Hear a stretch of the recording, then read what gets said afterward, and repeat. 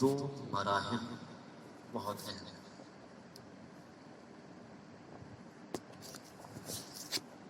پہلا مرحلہ کہ ہمیں نیک اعمال کا کہا گیا کہ انسان نیک اعمال کرے،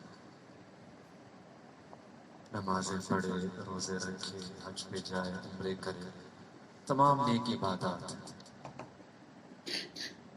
لیکن یہاں ایک سوال پیدا ہوتا ہے کہ ہم نیک عبادات تو کرتے ہیں لیکن ان کا اثر محسوس نہیں کر پاتے۔ آپ دیکھیں، ہم نے اکثر دیکھا کہ رمضان کا مہینہ گزرتا ہے، رمضان کے اندر کچھ ایک کیفیت ہوتی ہے، عبادات کا شوق ہوتا ہے، اثرات ہوتے ہیں۔ مہینہ ختم ہوئے 1 ہفتہ 10 دن نہیں ہوتے اور یوں لگتا ہے کہ جو پایا تھا وہ سب چلا گیا۔ لوگ حج عمرے پہ جاتے ہیں، وہاں ایک کیفیت ہوتی ہے، روحانیت ہوتی ہے، محبت ہوتی ہے اللہ کی، لیکن ابھی آئے ہوئے 10 دن نہیں گزرے ہوتے، یوں محسوس ہوتا ہے کہ جو حاصل کیا تھا وہ چلا گیا۔ تو اس کی وجہ کیا ہے؟ اس سوال کا جواب کیا ہے؟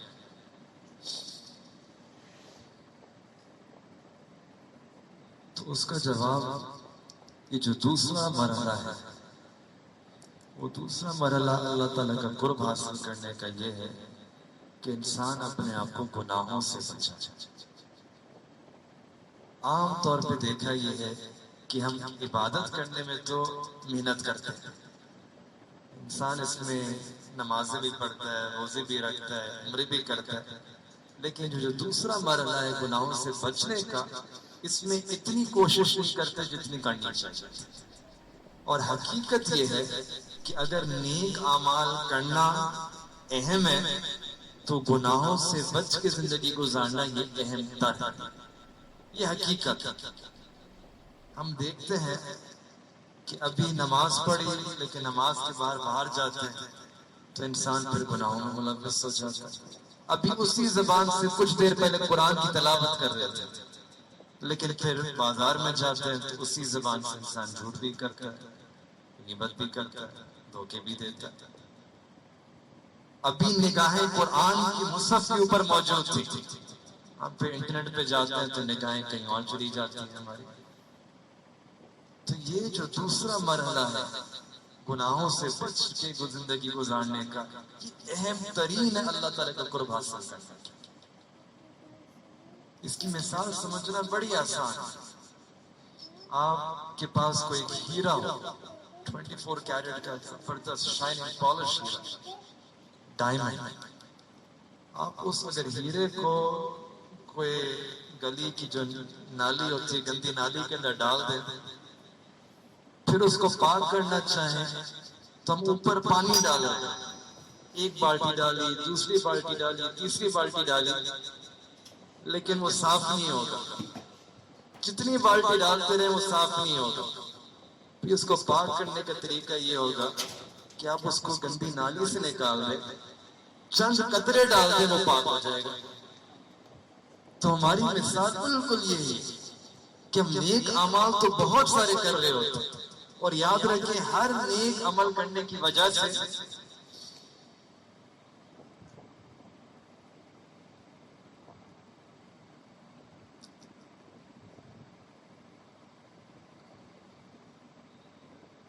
ہر نیک عمل کرنے کی برکت سے انسان کے دل میں نور آتا ہے، لیکن جب ہم گناہوں سے بچتے نہیں ہیں تو وہی والی بات ہوتی ہے کہ ہمارا جو حال ہے وہ اس ڈائمنڈ کی طرح ہے جو ندی کے اندر پڑا ہوتا ہے، گندی نالی کے اندر ہوتا ہے۔ اگر ہم اپنے آپ کو گناہوں سے بچا لیں، گناہوں کو کم کر دیں، چند تھوڑی سی جو عبادات ہیں وہی ہمارے لیے کافی ہو جائیں گی اللہ کا قرب حاصل کرنے کے۔ اس کی ایک عام سی مثال ہم روزمرہ دیکھتے ہیں اپنے باتھ روم کے اندر۔ اگر نہانا ہو، اگر باتھ ٹب والا سسٹم ہو، اب آپ چاہتے ہیں باتھ ٹب میرا پانی کے ساتھ بھر جائے، آپ نے شاور کا بھی ٹیپ کھول دیا، نیچے کا بھی ٹیپ کھول دیا، گرم بھی کھولا ہے، ٹھنڈا بھی کھولا ہے، ٹیپ کھلے ہوئے پانی بھر رہا ہے، لیکن اگر بالفرض نیچے کا جو ڈرین ہوتا ہے اس کو اگر ہم نے بند نہیں کیا، وہ کھلا رہ گیا تو پانی استقامت کے ساتھ اس ٹب میں رہ نہیں سکتا، تھوڑی دیر کے بعد سارا کا سارا پانی نیچے چلا جاتا، بہ جاتا۔ بالکل یہی مثال ہے کہ ہمارا دل ہے، ایک قلب ہے، ہم نماز پڑھتے ہیں، اس دل کے اندر نور آتا ہے، ہم نے عبادت کری، روزہ رکھا، دل میں نور آیا، ہم نے دعا مانگی، دل میں نور آیا، ہم مسجد میں داخل ہوئے، دل میں نور آ رہا۔ جتنی عبادات ہیں ان کے اندر تاثیر ہے کہ وہ دل میں نور لے کے آتا، اطمینان لے کے آتا۔ لیکن جو ہی پھر ہم باہر جاتے ہیں اور پھر جب گناہ کرتے ہیں تو وہ ایسا ہے کہ ہم نے اپنے دل کے اندر سوراخ رکھا، وہ جو سوراخ ہوتے ہیں تو پھر وہ نور رہ نہیں پاتا۔ ہمیں نور لینا تو آتا ہے، نور کو اپنے دل کے اندر جمانا نہیں آتا۔ اللہ کو راضی کرنا تو آتا ہے، راضی رکھنا نہیں آتا۔ اور جو اللہ کے جو قریب ہوتے ہیں، جو ہمارے صحابہ کرام تھے، سلف صالحین تھے، ان کی صفت یہ تھی کہ جہاں اللہ کو راضی کرنا آتا تھا، ان کو اللہ کو راضی رکھنا بھی آتا تھا۔ آسان سی ہے، انسان گناہوں کو چھوڑ دے، انسان اللہ کے قریب ہو جاتا ہے۔ اور یہی وجہ ہے کہ جو ہمارے دین میں تعریف ہے کہ نیک بندہ کون ہوتا ہے، متقی بندہ کون ہوتا ہے، نیک بندہ کون ہوتا ہے، تو کہیں بھی یہ نہیں فرمایا کہ نیک بندہ ہوتا ہے وہ جو 1000 نمازیں پڑھے یا 1000 روزے رکھے، بلکہ متقی شخص کی سب سے بڑی علامت، اس کی ڈیفینیشن، اس کی تعریف یہ ہے، وہ شخص جو گناہوں سے سچی پکی توبہ کر کے زندگی گزارے، یہ اللہ کا دوست ہوتا ہے، یہ اللہ کا ولی ہوتا ہے۔ حدیث مبارکہ کے الفاظ ہیں، نبی علیہ السلام نے ارشاد فرمایا کہ اگر تم اس کثرت کے ساتھ نماز پڑھو کہ تمہاری کمر جو کمان کی طرح جھک جائے، اور اس کثرت کے ساتھ روزے رکھو کہ تم کانٹوں کی طرح سوکھ جاؤ، تمہیں فائدہ جو حقیقی ہوگا وہ گناہ چھوڑنے سے،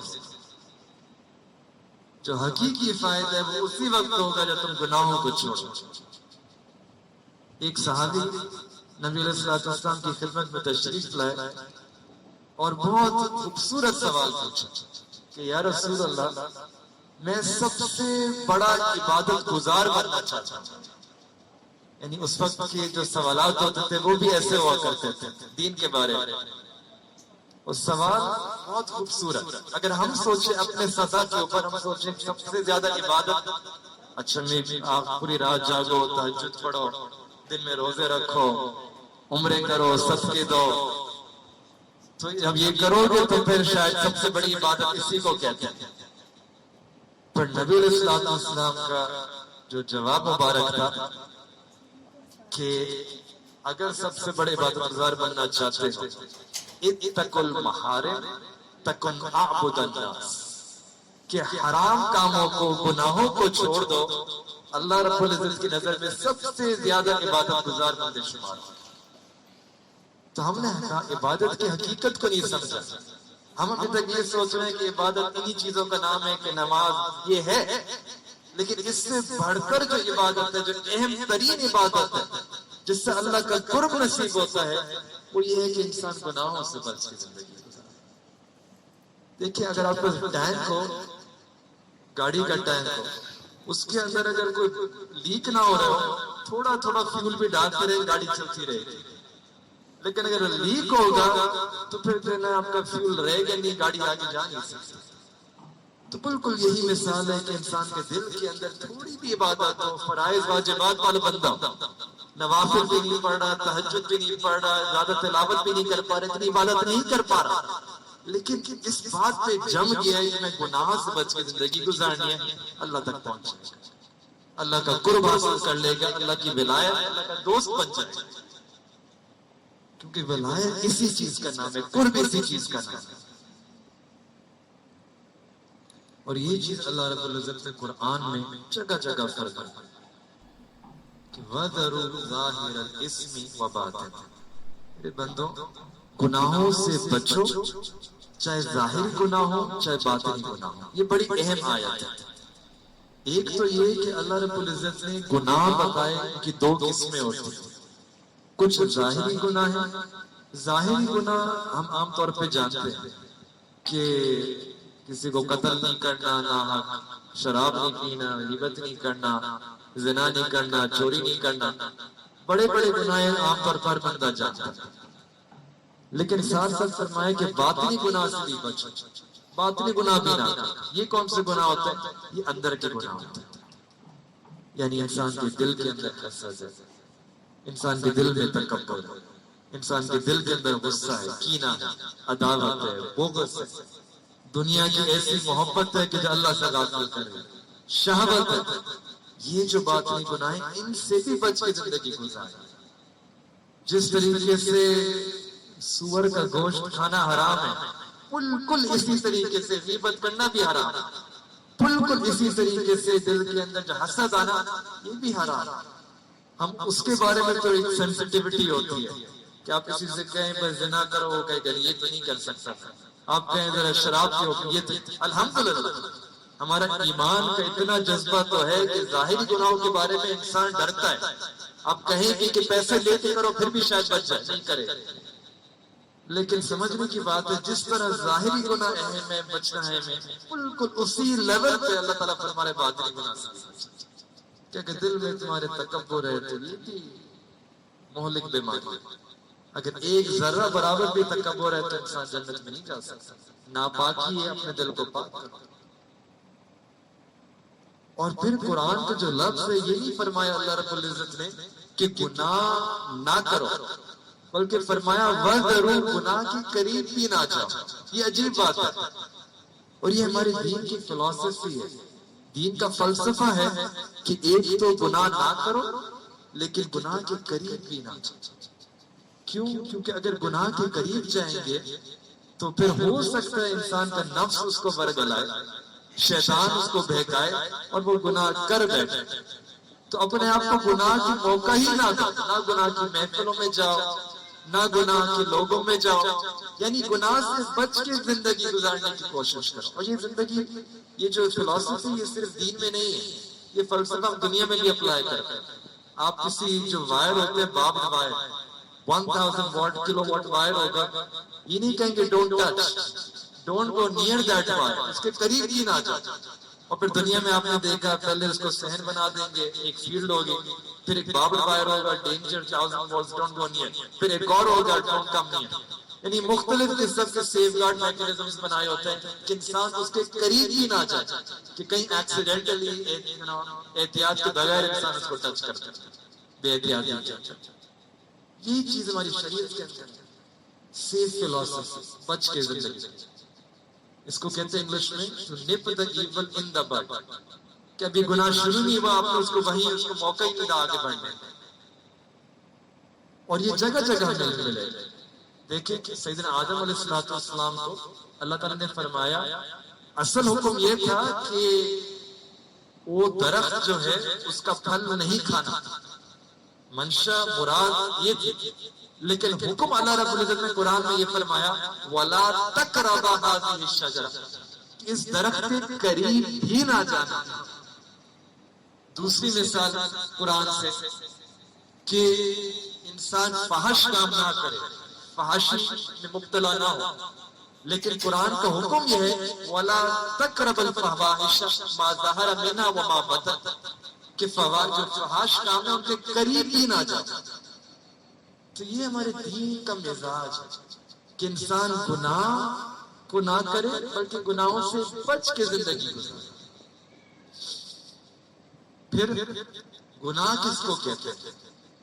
اب ایک تو معاشرہ آپ کو اپنی تعریف دے گا گناہ کی، ہماری عقل ایک اور تعریف دے گی گناہ کی، لیکن گناہ اللہ رب العزت جس چیز کو کہتے ہیں گناہ ہے وہ گناہ ہوتا ہے۔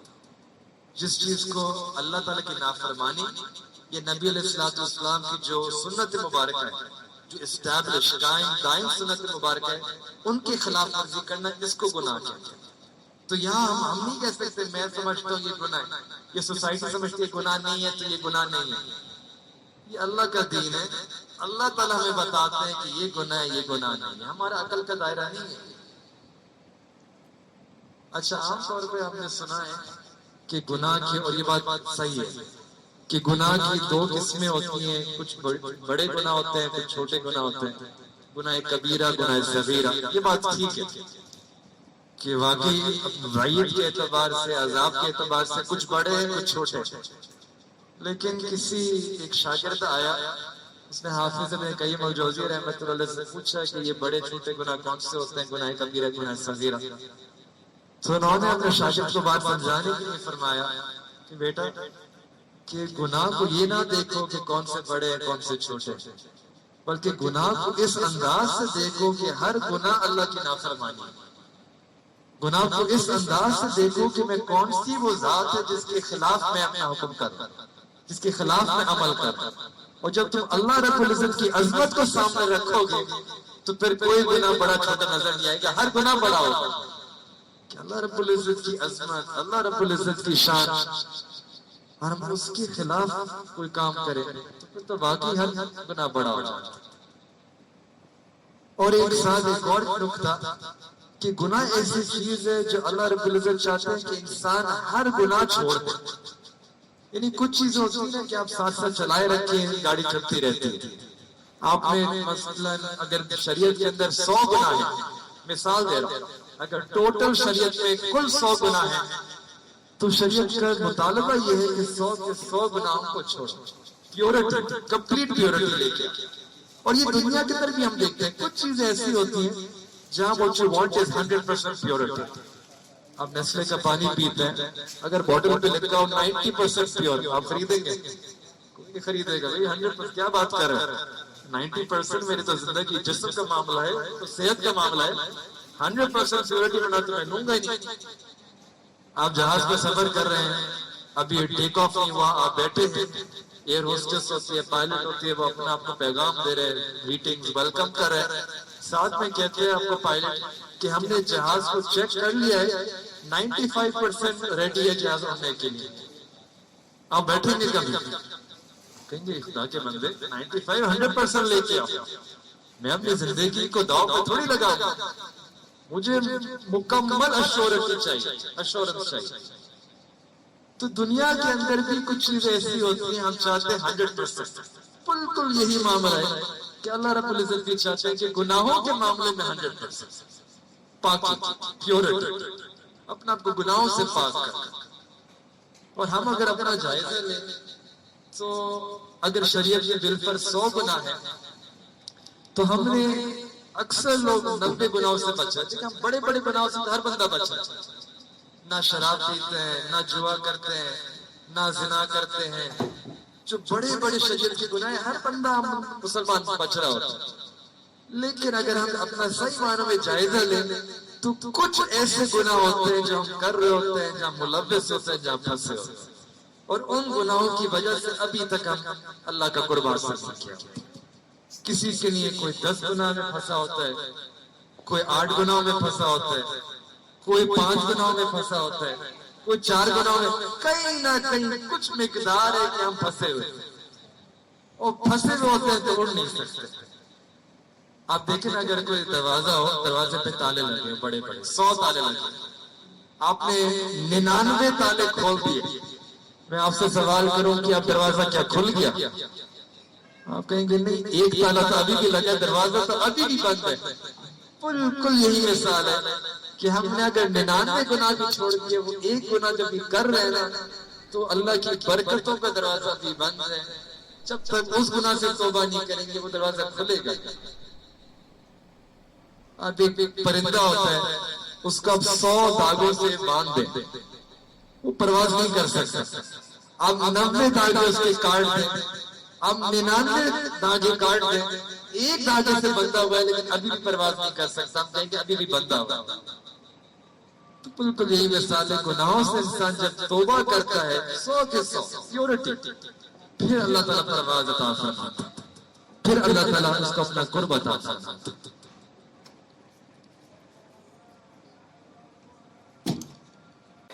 عذاب ہوتا ہے، دنیا کے اندر بھی عذاب ہوتا ہے، یہ نقطہ سمجھنے والا۔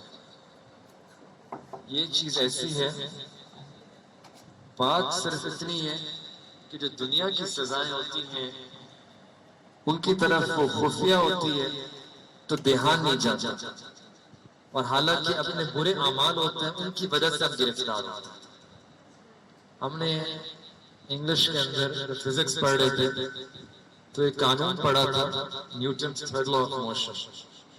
Every action as an opposite and equal reaction. جو کرو گے اس کا رد بدل ہوگا. بالکل یہی معاملہ گناہوں کے بارے میں اور اعمال کے بارے میں. نیک اعمال کریں گے تو زندگی کے اندر نیک اثرات ہوتے ہیں، اور برے اعمال کریں گے تو اس کے برے اثرات ہوتے ہیں. اللہ تعالیٰ قرآن میں ارشاد فرماتے ہیں کہ من یعمل سوءا یجزا بہ، کہ جو انسان برائی کرے گا تو اس کے پھر برے اعمال ہیں، برے اعمال کا برے اثرات ہیں.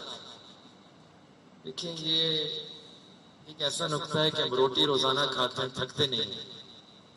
کبھی آپ نے دیکھا کوئی بندہ آگے کہے کہ میں نے روٹی کھایا میں تھک گیا، میں روٹی نہیں کھاؤں گا. روزانہ کھاتے ہیں انسان تھکتا نہیں. تو یہ جو دین کی بات ہوتی ہے نا، یہ بھی انسان بار بار کرتا ہے، لیکن جو مومن ہوتا ہے وہ تھکتے نہیں. اللہ قرآن میں فرماتا ہے فذکر، آپ نصیحت کریں. نبی علیہ الصلوۃ والسلام کا ارشاد فرماتا ہے فإن الذکر تنفع المؤمنین، کیونکہ آپ کی نصیحت مومنین کو فائدہ دے گی. آپ ان کو یاد دہانی کراتے ہیں، ایک ہی بات بار بار یاد دہانی کرتے ہیں، کیونکہ مومنین کے لیے ہر بار ان کو نفع پہنچے. تو یہ جو ایک نقطہ ہے آج کی محفل میں کہ ہمارے گناہوں کا، برے اعمال کا ایک اثر ہوتا ہے جو حقیقت میں آخرت میں تو ہوتا ہی ہے، لیکن اس دنیا کے اندر بھی کچھ نہ کچھ اثرات ہوتے ہیں. میں 5 نکات ہیں جو آپ کے سامنے بیان کروں. ہیں تو بہت سارے اثرات، لیکن 5 موٹے موٹے اثرات جو ہمارے برے اعمال کے ہوتے ہیں. اور یہ بیان کرنے کا وجہ یہ تاکہ ہم اپنی زندگی کا پھر جائزہ لیں اور دیکھیں کہ ہمارے اندر اگر یہ اثرات ہیں تو پھر کہیں نہ کہیں ہمارا کوئی نہ کوئی ایسا عمل کر رہے ہیں جو گناہ ہے، اور تاکہ ہم اس سے پھر توبہ کریں. تو سب سے پہلا جو گناہ کا اثر ہوتا ہے وہ یہ ہے کہ انسان کی زندگی کے اندر پریشانی. آج ہم دیکھیں کہ ہر بندہ پریشانی اور مصیبت کے اندر مبتلا ہوتا ہے، اور ہم اس کی جو سورس آئیڈینٹیفائی کر رہے ہوتے ہیں کہ اس کی اصل وجہ کیا ہے.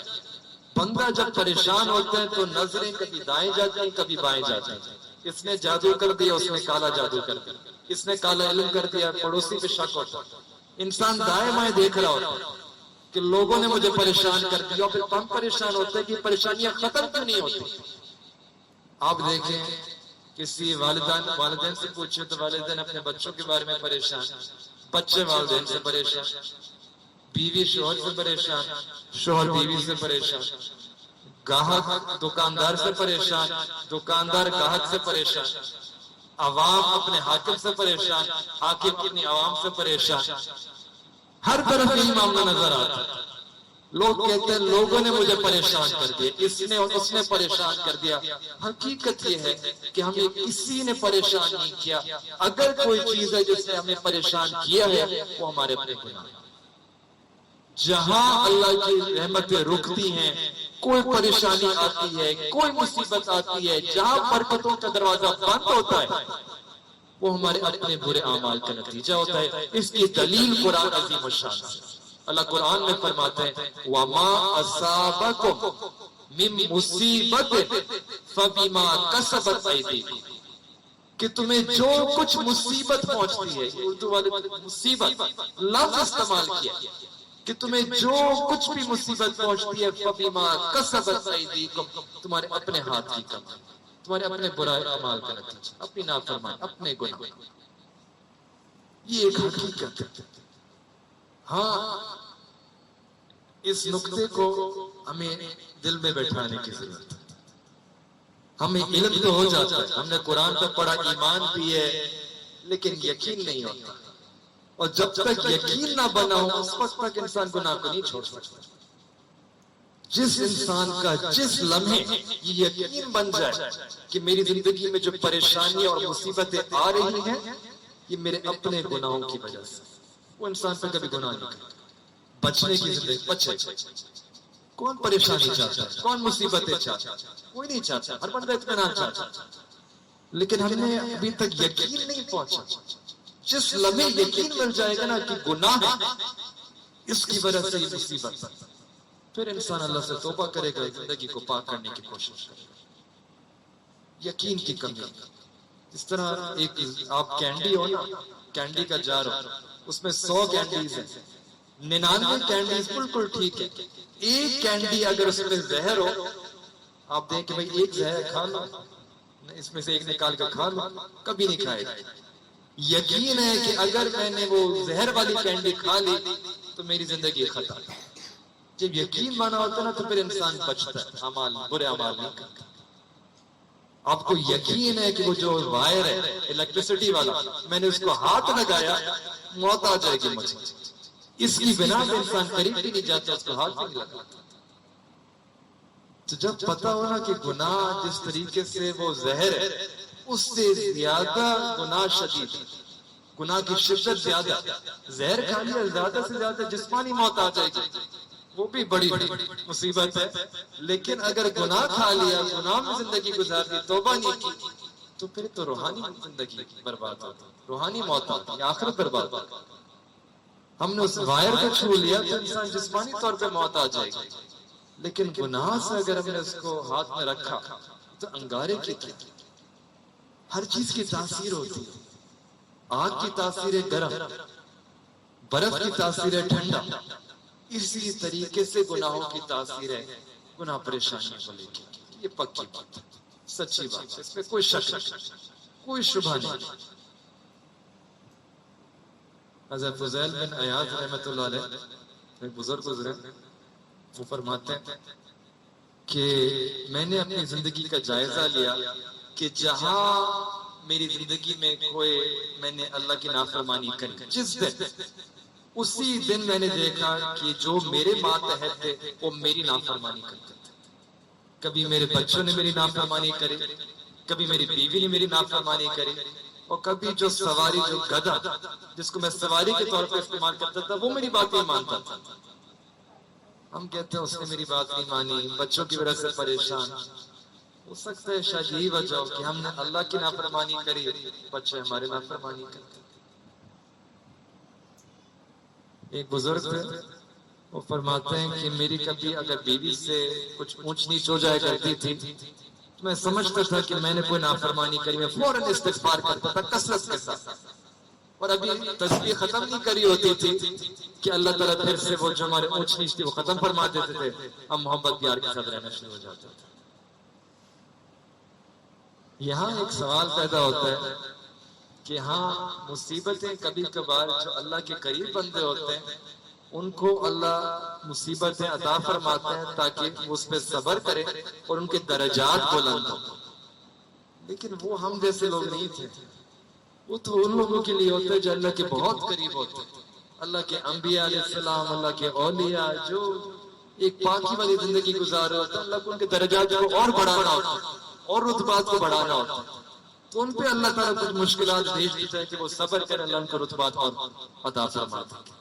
ہمیں تو یہی سوچنا چاہیے کہ ہم اس طرح کے لوگ تھوڑی، ہم تو گناہوں میں اتنے ملوث ہیں، ہمارے ساتھ یہی معاملہ ہو رہا ہے گناہ کا، تو گناہوں سے بچ کے زندگی گزاریں۔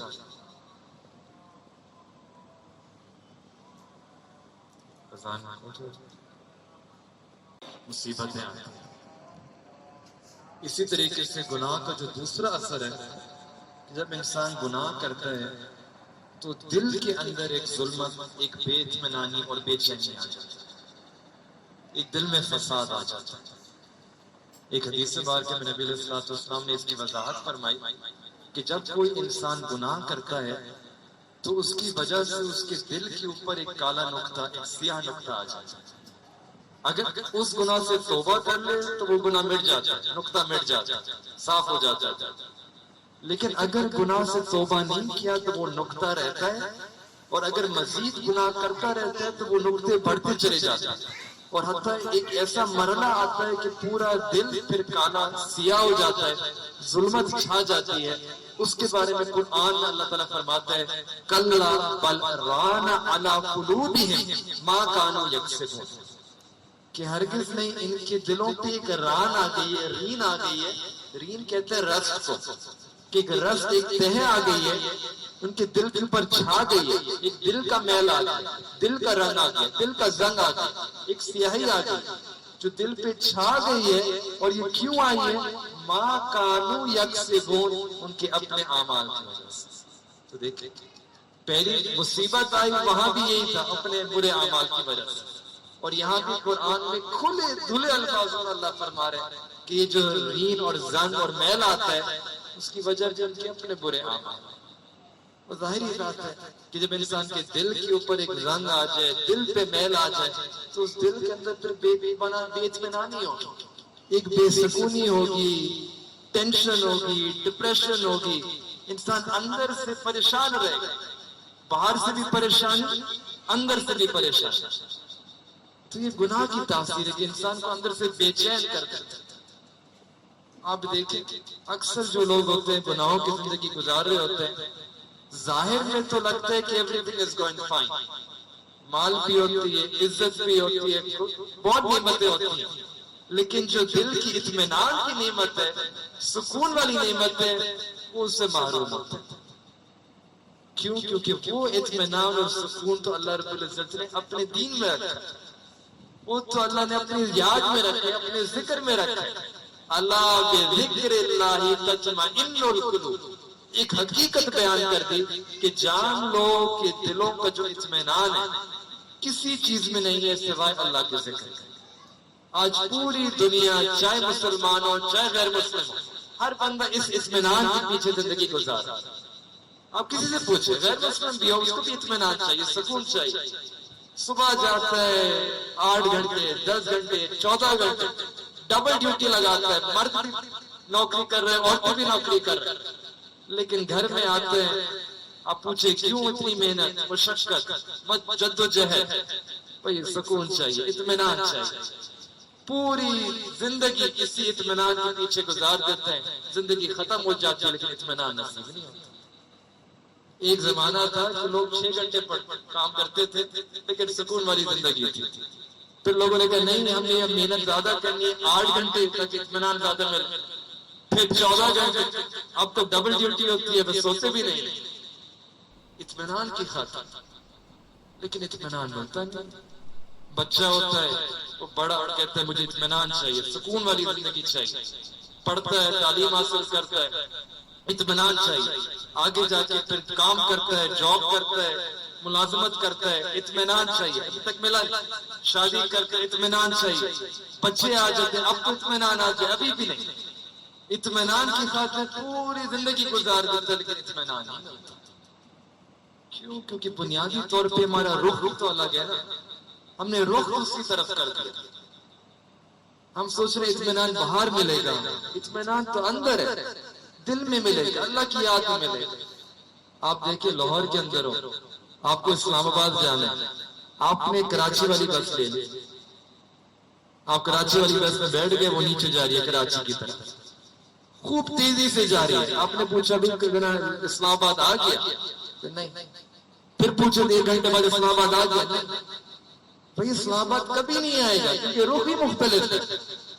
جتنی تیزی سے گاڑی دوڑائیں گے بھگائیں گے اتنا دور ہم منزل کے پہنچیں. بالکل یہی مثال ہے ہماری. اس پہ ایک لطیفہ بھی ہم اکثر اپنے یونیورسٹی کے اندر اسٹوڈنٹس کو بتاتے بھی ہیں کہ مولانا ناصر الدین توسی ایک شخص گزرے ہیں، انہوں نے ایک حکایت لکھی ہے کہ ایک شخص تھا، وہ اس کا ایک چابی کمرے کی گم گئی تھی، تو وہ چابی ڈھونڈ رہا تھا اور کمرے کے باہر سورج کے نیچے وہ روشنی تھی، وہ چابی ڈھونڈ رہے تھے. تو اس کا پڑوسی آتا ہے اور پوچھتا ہے کہ کیا ہوا؟ کہتے میرے کمرہ ہے اس کی چابی گم ہو گئی ہے، میں چابی ڈھونڈ رہا ہوں. تو کہتا ہے اچھا سر میں تمہاری مدد کر دیتا ہوں. اب دونوں ڈھونڈ رہے ہیں. اچھا تھوڑی دیر کے بعد ملتی نہیں ہے چابی، تو پڑوسی کہتے ہیں کہ بھئی جگہ تو تھوڑی سی، اگر چابی یہاں ہوتی تو مل جاتی ہمیں.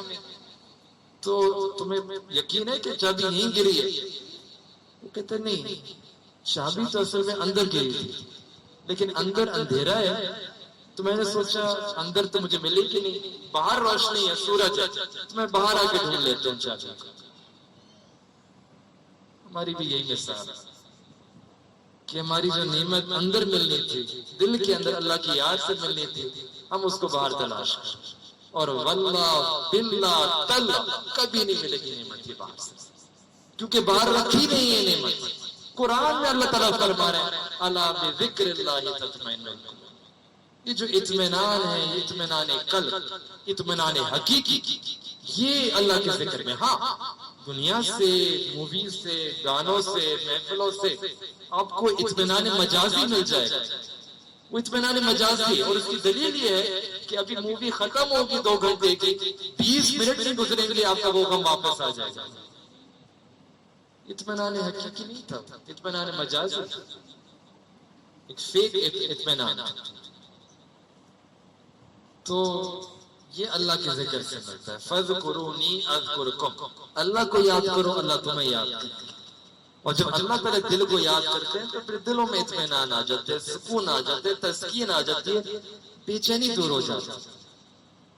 تو یہ چوائس ہے، 2 طریقے بتا دیے، انسان گناہ کرے گا تو نقطے بڑھتے چلے جائیں گے، انسان کے دل میں پریشانی رہے گی، اندر سے پریشان رہے گی، اور جہاں اللہ کی یاد میں، ذکر میں انسان زندگی گزارے، گناہوں سے بچ کے زندگی گزارے، تو بالکل الٹ دل میں اطمینان ہوگا۔ تیسرا اثر گناہوں کا، جب انسان گناہ کرتا ہے تو اس کی وجہ سے اس کی دنیاوی زندگی کے اندر برکتیں ختم ہو جاتی ہیں، اور یہ برکت کا جو لفظ ہے اس کا مفہوم بہت زیادہ ہے، بہت وسیع ہے، انسان کی زندگی کے اندر کئی طریقوں سے یہ اپلائی کرتا ہے۔ مثال کے طور پہ آپ صحت کے اندر برکت، آپ دیکھیں آج کل ایسی بیماریاں ہیں کہ ہم سوچتے تھے کہ یہ جو جوائنٹ پرابلم ہے، پہلے زمانوں کے اندر انسان کی عمر 40-50 ہو پھر جا کے جوائنٹ پرابلم ہوا کرتی تھی۔ آج کبھی کبھار ایسا ہوتا ہے کہ جلدی عمر کے اندر ان لڑکوں کو ہو جاتی ہے جوائنٹ پرابلم، تو صحت میں بے برکت، کبھی کبھار انسان کی عقل میں بے برکت، سوچ میں بے برکت، علم میں بے برکت، انسان کے وقت میں بے برکت، پھر مال کے اندر بے برکت۔ تم نے اکثر تجربہ کیا، ہم کبھی یو ایس جاتے ہیں، تمہارا وہاں موقع ملتا ہے لوگوں سے ملنے کا، بیان کے بعد لوگ آتے ہیں، اور تقریباً بیشتر لوگوں کا یہی مسئلہ ہوتا ہے کہ ہمارے فائنانسز پورے نہیں ہو رہے۔ ہم ان سے ذرا تفصیلات پوچھتے ہیں تو پتہ چلتا ہے کہ میاں بھی کما رہے ہیں، بیوی بھی کما رہی ہے، وہ بھی ڈاکٹر، یہ بھی ڈاکٹر، اور ڈالرز میں کما رہے ہیں، لیکن پھر بھی اخراجات اتنے ہوتے ہیں کہ انسان پورے نہیں ہوتے۔ یہ بے برکت ہے۔ کثرت الگ چیز ہے، برکت الگ چیز ہے۔ تو گناہ کی وجہ سے برکت ختم ہو جاتی ہے، انسان کی دعائیں قبول نہیں ہوتی۔ کیوں نہیں قبول ہوتی؟ برکت ختم ہو گئی، صحت میں ختم ہو جاتی ہے برکت، فیصلوں میں برکت نہیں رہتی، انسان پتہ نہیں ہوتا، انسان غلط فیصلے لے لیتا ہے۔ پھر ہم کہتے ہیں کہ ایک زمانہ تھا کہ ہم مٹی کو چھوتے تھے سونا بن جاتی تھی، آج تو ایسا زمانہ ہے کہ ہم سونے کو چھوتے ہیں وہ مٹی بن جاتا ہے۔ بے برکتی ہے، اور بے برکتی کی بنیاد کیا؟ ہمارے اپنے گناہ۔ اس کی دلیل بھی قرآن، میں آپ کو صرف قرآن کو درس دے رہا ہوں، ہم حدیث پہ جائیں تو اور، لیکن قرآن سے دلائل۔ قرآن میں اللہ تعالیٰ ارشاد فرماتے ہیں وَلَوْ أَنَّ أَهْلَ الْقُرَىٰ آمَنُوا وَاتَّقَوْا، کہ اگر یہ دیسی بستی والے ایمان لے آتے اور تقوی والی زندگی گزارتے، گناہوں سے بچ کے زندگی گزارتے، لَفَتَحْنَا عَلَيْهِمْ بَرَكَاتٍ مِنَ السَّمَاءِ وَالْأَرْضِ، ہم ان پہ برکتوں کے دروازے کھول دیتے، برکت نہیں، برکات پلورل، برکتوں کے دروازے ہم کھول دیتے۔ انسان کھولے تو ہو سکتا ہے کھل جائے، ہو سکتا ہے نہیں کھلے۔ جب اللہ رب العزت اپنی طرف نسبت فرمانے کہ ہم کھول دیتے ہیں تو لازماً کھل جائے گا۔ یہ نہیں ہو سکتا کہ برکت کے دروازے پھر بھی نہ کھلے۔ لَفَتَحْنَا عَلَيْهِمْ بَرَكَاتٍ مِنَ السَّمَاءِ، اوپر سے برکتیں والارض، یعنی علماء نے اس کی تفسیر فرمائی ہے کہ انسان جو اپنی محنت کرے گا اللہ اس میں بھی برکت عطا فرما دیں گے، اور از غیب سے اللہ تعالیٰ اس کی مدد فرمائے، دونوں طرف سے برکتیں ہوں گی اس کی۔ اللہ برکت کرتے تو صحابہ اکرام کے پاس یہی برکتیں موجود تھیں، اتنی برکتیں تھی کہ انسان حیران ہو جاتا۔ ایک صحابی تھے، غالباً شاید پچھلی دفعہ بھی عرض کیا تھا، کچھ نئے ساتھی ہیں تو دوبارہ عرض کر دیتے ہیں کہ قضاء حاجت پہ تشریف لینے کے لیے گئے۔ وہ اپنی قضاء حاجت کے دوران دیکھتے ہیں کہ ایک چوہا ہوتا ہے، وہ بل سے نکلتا ہے اپنے، ان کے سامنے ایک اشرف ایک دینار کوئن ہوتا ہے، گولڈ کوئن، وہ لا کے چلا جاتا ہے، پھر دوبارہ آتا ہے دوسرا کوئن چلا جاتا ہے، کرتے کرتے 16 درہم۔ اچھا، صحابہ اکرام کی بڑی عادت تھی کہ بہت سادہ طبیعت ہے، جب کوئی انوکھا معاملہ پیش آتا تھا وہ فوراً نبی علیہ السلام کی خدمت میں جاتے تھے اور عرض کرتے تھے۔ تو یہ صحابہ انہوں نے 16 درہم اٹھائے اور نبی علیہ السلام کی خدمت مبارکہ میں آئے کہ یا رسول اللہ اس طرح معاملہ ہوا، آپ حکم فرمائیں میں کیا کروں؟ نبی علیہ السلام نے ارشاد فرمایا کہ یہ آپ کا رزق تھا جو اللہ رب العزت نے آپ کو دیا اور اس کا ذریعہ، اس کا واسطہ اس چوہے کو بنا دیا۔ اللہ اکبر، چوہوں کے ذریعے ان کو اپنا رزق ملا کرتا تھا۔ ہم اس کے معاملے میں آج کل ہمارے ان کا معاملہ کیا تھا، ان کو بلوں کے ذریعے سے رزق ملتا تھا، بلوں کے ذریعے سے مال ملتا تھا، ہمارا مال بلوں میں خرچ ہو جاتا تھا، گیس کا بل، الیکٹریسٹی کا بل، فلاں بل، پانی کا بل، یہ برکت ہوتی ہے۔ تو انسان گناہوں سے بچے، اللہ برکت عطا فرمائے، یہ پکی بات ہے۔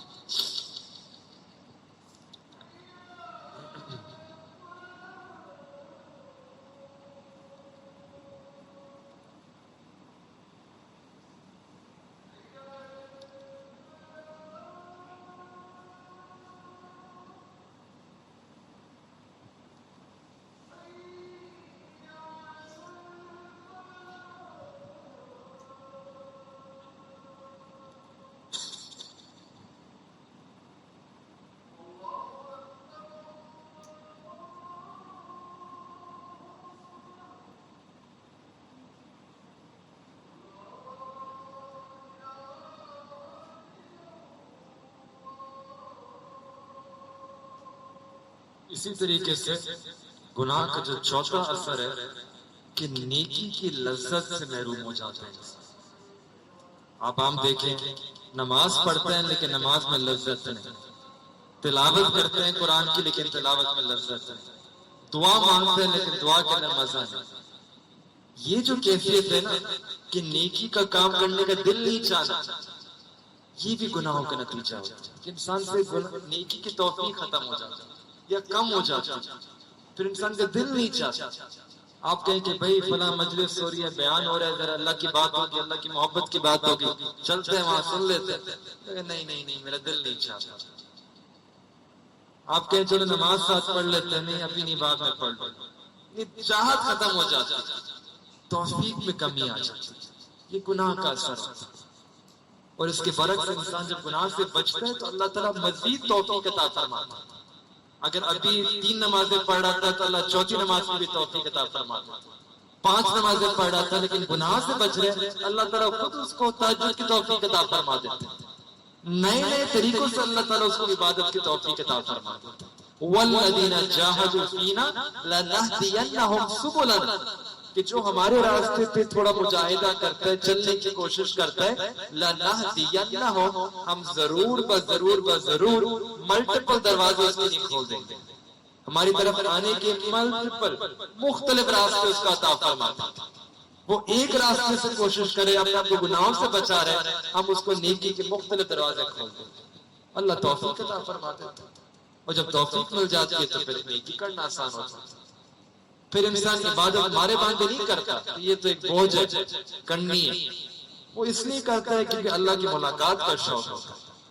وہ سجدہ اس لیے کرتا ہے نہیں کہ نماز کا حصہ ہے، اس کو پتہ ہے سجدے کے ذریعے مجھے اللہ کا قرب نصیب ہوگا، وہ اس لیے سجدہ کرتا ہے۔ دعا اس لیے مانگتا ہے کہ بس میں نے مانگا رسمن اور چھوڑ دیا، دعا اس لیے مانگتا ہے کہ اس کو مناجات کی لذت چاہیے ہوتی ہے۔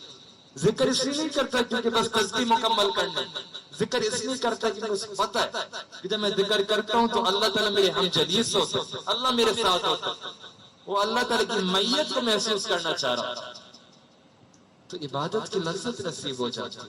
جب انسان گناہوں سے بچ کے زندگی گزارتا ہے۔ اور پھر ایک پانچویں اور آخری بات کہ جب انسان گناہ کرتا ہے تو سب سے اہم بات تو بندے اور پروردگار کے درمیان ایک حجاب آ جاتا ہے، پردے آ جاتے ہیں۔ اللہ قرآن میں فرماتے ہیں فَإِنِّي قریب، میں تمہارے قریب ہوں۔ کتنا قریب ہوں؟ نَحْنُ أَقْرَبُ إِلَيْهِ مِنْ حَبْلِ الْوَرِيدِ، میں تمہاری رگ جان سے زیادہ قریب ہوں۔ اللہ اکبر کبیر۔ یا اللہ، یہ صرف اس وقت ہے جب میں نماز پڑھ رہا ہوں، یا صرف اس وقت ہے جب میں بیت اللہ شریف کے سامنے ہوں، یہ صرف اس وقت میرے قریب ہے جب لیلۃ القدر کی رات ہے؟ نہیں، ہوا معکم اینما کنتم، میرے بندے تم جہاں بھی ہو میں تمہارے ساتھ، تم اپنے دفتر میں ہو میں تمہارے ساتھ، تمہارے قریب ہوں، تم بازار کے اندر ہو میں تمہارے قریب ہوں، تم یونیورسٹی کے اندر اپنی کلاس پڑھا رہے ہو میں تمہارے قریب ہوں، پڑھ رہے ہو پڑھا رہے ہو میں تمہارے قریب ہوں، اور تم مسجد میں ہو تو بھی تمہارے قریب ہوں، تم گھر میں ہو تو بھی تمہارے قریب، اور کس قدر قریب ہوں؟ تمہاری اپنی جان سے زیادہ قریب ہوں۔ یہ ایک حقیقت ہے، لیکن قرب ہمیں محسوس کیوں نہیں ہوتا؟ ہمارے اپنے گناہوں حجاب بن جاتا۔ تو یہ جب انسان گناہوں سے توبہ کرتا ہے، چھوڑتا ہے، تو اس کو یہ قرب کی لذت نصیب ہو جاتی ہے، قرب کا ایک احساس، ایک ادراک، ایک استحضار نصیب ہو جاتا ہے۔ تو جو سب سے بنیادی رکاوٹ ہے اللہ کا قرب حاصل کرنے کے لیے وہ یہ گناہ ہے۔ گناہ سے انسان اللہ سے دور ہو جاتا ہے، نیکی سے اللہ کے قریب آ جاتا ہے۔ اب جب ہم نے یہ گناہوں کے اثرات دیکھے، اگر ہمیں محسوس ہو رہا ہے کہ ہماری زندگی کے اندر بھی کچھ اس طریقے کے اثرات موجود ہیں، ایک ہیں یا دو ہیں یا اس سے زیادہ، تو اس کا کوئی حل ہے کیا؟ تو شریعت نے ہمیں اس کا حل بھی عطا فرمایا۔ اگر کوئی انسان چاہتا ہے کہ یہ سارے کے سارے اثرات میری زندگی سے ختم ہو جائیں، تو اس کا حل ہے کہ انسان توبہ کرے۔ کیوں؟ کیونکہ گناہ کی مثال گندگی کی طرح، اگر آپ کے جسم سے کوئی گندگی نجاست آ جائے تو نجاست کو دور کرنے کے لیے انسان جا کے غسل کرتا ہے، نہاتا ہے، پانی بہائیں گے تو نجاست گندگی دور ہو جائے گی۔ بالکل اسی طریقے سے گناہ نجاست ہے، لیکن نجاست کو دور کرنے کے لیے جو غسل ہے وہ توبہ، غسل توبہ۔ انسان توبہ کر لیتا ہے، نہ صرف گناہ مٹ جاتے ہیں بلکہ گناہوں کے سارے اثرات جو ابھی جتنے بیان کیے سب کے سب مٹ جاتے ہیں۔ ایک ایسا ڈیلیٹ بٹن، آج کل سمجھنا بڑا آسان ہو گیا توبہ۔ موبائل آتا ہے نا، موبائل میں میسیجز ہوتے ہیں، اتنے میسیجز ہوتے ہیں، آپ نے ڈیلیٹ کے بٹن دبایا، ڈیلیٹ آل، سب ختم، نہ نام رہتا ہے نہ اس کا اثر رہتا ہے۔ یہ گناہ، یہ توبہ۔ نبی علیہ السلام نے ارشاد فرمایا التائب من الذنب کمن لا ذنب لہ، کہ گناہوں سے توبہ کرنے والا ایسا ہی ہے جیسے اس نے گناہ کیا ہی نہ ہو۔ اللہ اکبر۔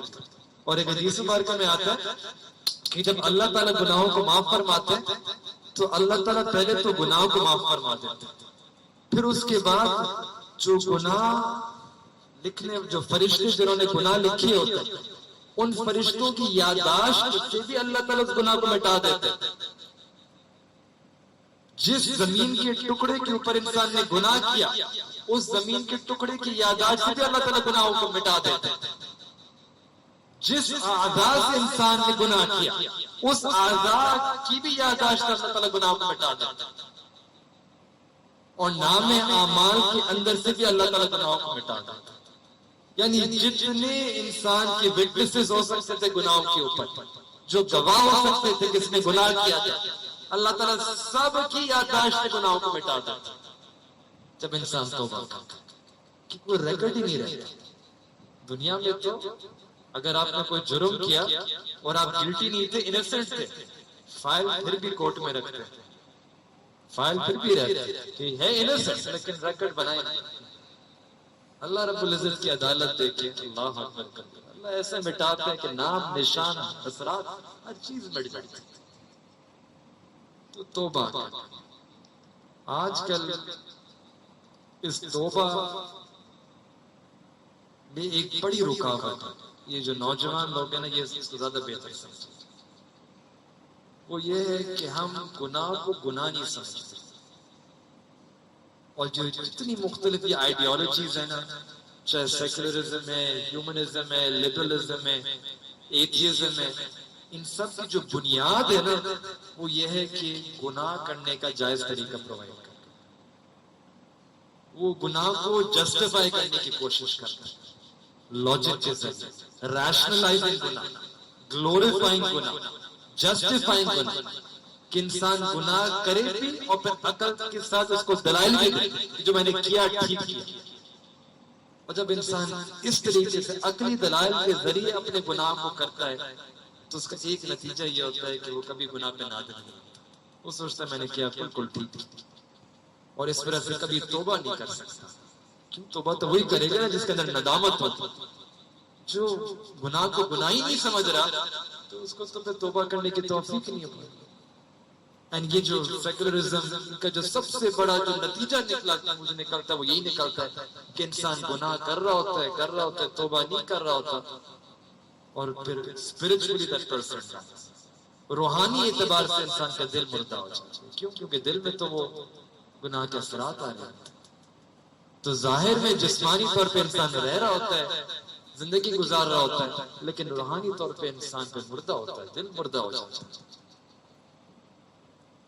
اور اگر ہمیں اس کی ایک مثال سمجھنی ہو تو قرآن عظیم الشان، سیدنا آدم علیہ السلام کا واقعہ اور اس سے پہلے شیطان کی مثال۔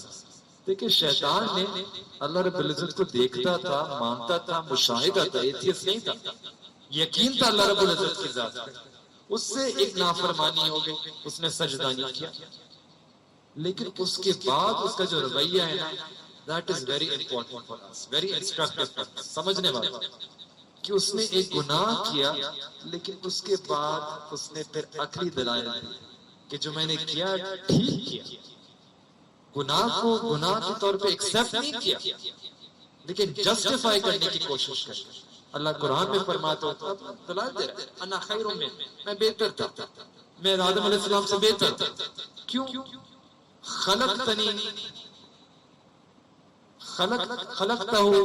خلقتنی من نار، آپ نے مجھے تو آگ سے بنایا اور ان کو مٹی سے بنایا، اور آگ پیریوڈک ٹیبل ہوتا ہے، آگ اوپر ہوتی ہے، نیچے مٹی ہوتی ہے، تو اس کے ایک ذہن میں ایک لاجک کہ میں بہتر ہوں، میں برتر ہوں، تو عقلی دلائل دی، علم تھا اس کے اندر۔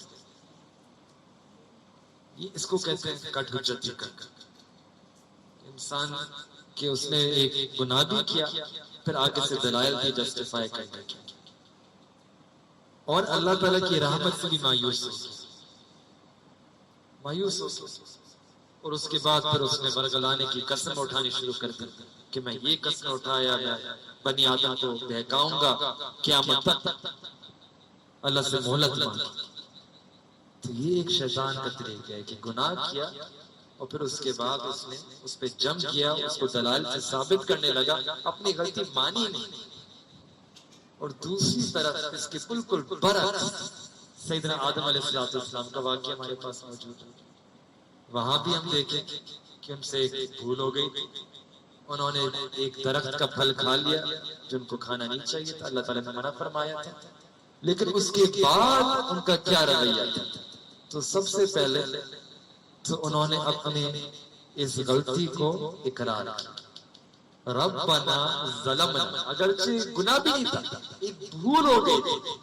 آپ جب روزہ رکھتے ہیں اور اگر بھولے میں اگر آپ کچھ کھانا کھا لیں معاف ہوتا ہے، وہ تو بھولے میں آپ نے کچھ پی لیا ہو تو معاف ہوتا ہے، اس میں پکڑ تو نہیں ہوتی، روزہ تو پھر بھی ہوتا ہے، تو ان سے تو بھول ہو گئی تھی، لیکن دل میں اتنا صدمہ تھا کہ انہوں نے کہا ربنا ظلمنا انفسنا، اللہ میں نے اپنے اوپر ظلم کر دیا، میں نے بہت بڑا ظلم کیا اور اپنی جان کے اوپر کیا، میں نے اپنے دل کو سیاہ کر دیا، میں نے اپنے دل میں نجاست لے کے آ گیا، میں نے بہت بڑا ظلم کر دیا، میں خود ظالم ہوں، میں مجرم ہوں۔ ہم اس کو یوں سمجھنا چاہیے، ربنا ظلمنا انفسنا۔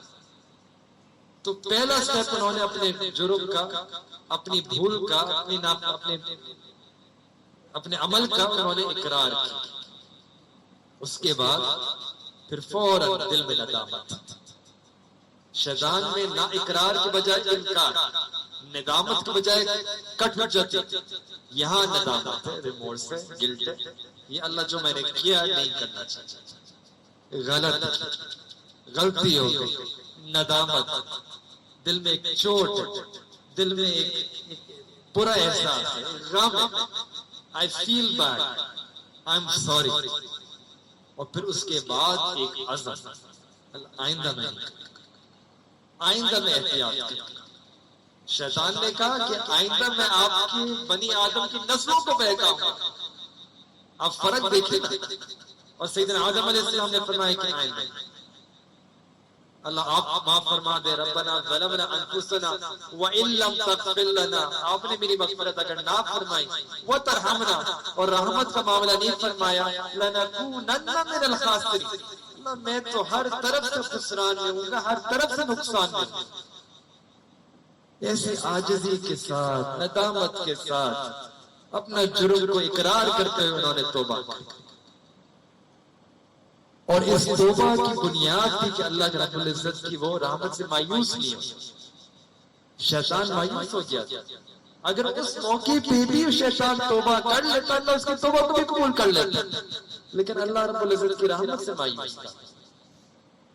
تو دیکھیں اصول سمجھنے والا کہ to make a mistake is human.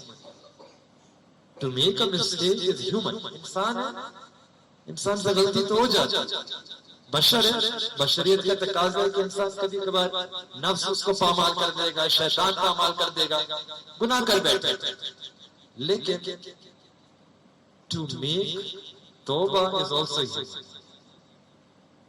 یہ نفس بھی انسان، to make a mistake is human and to seek forgiveness from Allah subhanahu wa ta'ala, that's also human. تو جہاں انسان تو گناہ کرے اس کے پاس اللہ تعالیٰ سے معافی مانگے، یہ ہمیں اپنا طریقہ بنا کہ گناہ ہو جائے اللہ کی رحمت سے مایوس نہیں ہو، کیونکہ شیطان مایوس ہو گیا تھا۔ اللہ فرماتے ہیں وَلَا تَقْنَطُوا مِن رَحْمَتِ اللَّهِ، اللہ کی رحمت سے کبھی مایوس نہیں، اور پھر اس کے بعد اللہ سے انسان توبہ کرے۔ اچھا پریکٹیکلی اب گناہوں کو انسان کس طریقے سے چھوڑے؟ تو سب سے پہلے تو یہ کہ ہم اپنے گناہوں سے توبہ کرنے کی ایک عزم کریں، ارادہ کریں کہ جو گناہ ہے نا اس کا اقرار کریں، اللہ مجھ سے گناہ ہو گئے، اب تک گناہوں والی زندگی گزاری، جسٹیفائی نہ کریں کہ جتنے گناہ ہمیں اپنی زندگی کے جائزے میں نظر آتے ہیں، اللہ مجھ سے یہ بھی غلطی، اللہ میں اقراری مجرم، جس طرح اقراری مجرم ہوتا ہے پھر اللہ رحمت کا معاملہ زیادہ ہوتا ہے۔ تو اپنے گناہوں کا اقرار، گناہ کو گناہ سمجھے، یہ بہت اہم ہے۔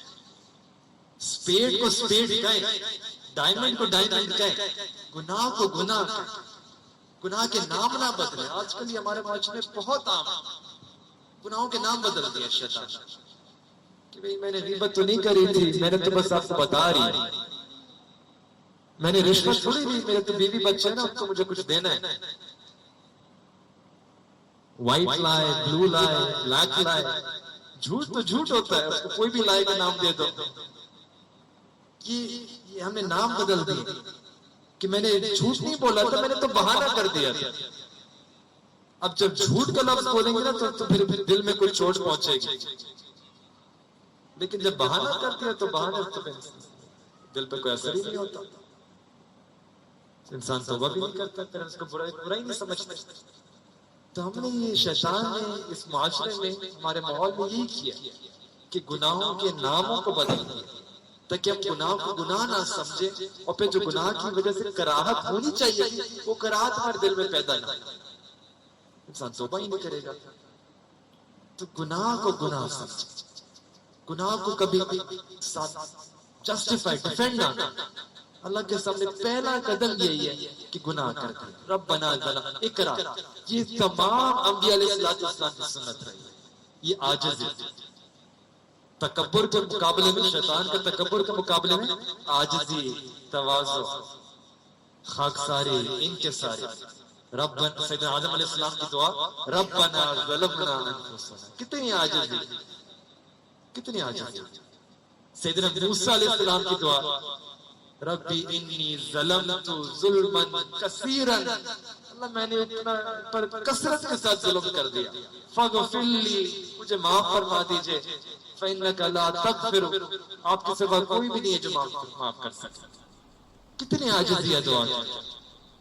سیدنا یونس علیہ السلام مچھلی کے پیٹ کے اندر ہے، لا الہ الا انت سبحانک انی کنت من الظالمین، اللہ میں آپ کی تسبیح بیان کرتا ہوں اور واقعی میں تو ہوں ظالمین میں سے۔ کتنی عاجزی ہے انبیاء علیہ السلام کی دعا، اور اللہ کے نبی، اللہ کے انبیاء تھے، ایسی مقبول ہستیاں، محبوب ہستیاں، لیکن عاجزی اور تواضع۔ تو ہم بھی اپنے اندر عاجز، اللہ کے سامنے ندامت کے ساتھ اقرار۔ پھر اس کے بعد اگلا قدم یہ ہے کہ ہم اگر اپنی زندگی کا جائزہ لیں اور محسوس کریں کہ گناہ بہت زیادہ ہے، تو ابتدا ایک قدم سے کرنی چاہیے ہمیشہ۔ ایک کوئی گناہ اس کو ہم لے لیں، اس پہ فوکس کریں اور کوشش کریں کہ مجھے اس گناہ کو اپنی زندگی سے نکالنا۔ ہوتا کیا ہے، یہاں بھی شیطان اپنا اثر دکھاتا ہے، وہ ہمیں دکھاتا ہے کہ آپ تو اتنے گناہ کر رہے ہیں، اتنی گناہوں والی زندگی گزار۔ اچھا کبھی بیان سنا، جذبہ پیدا ہوتا ہے، انسان کہتا ہے میں تو چلو سب پہ کروں گا، اور پھر سب پہ محنت ایک دن دو دن، لیکن پھر واپس پھر سب گناہ دوبارہ کر رہا ہوتا ہے۔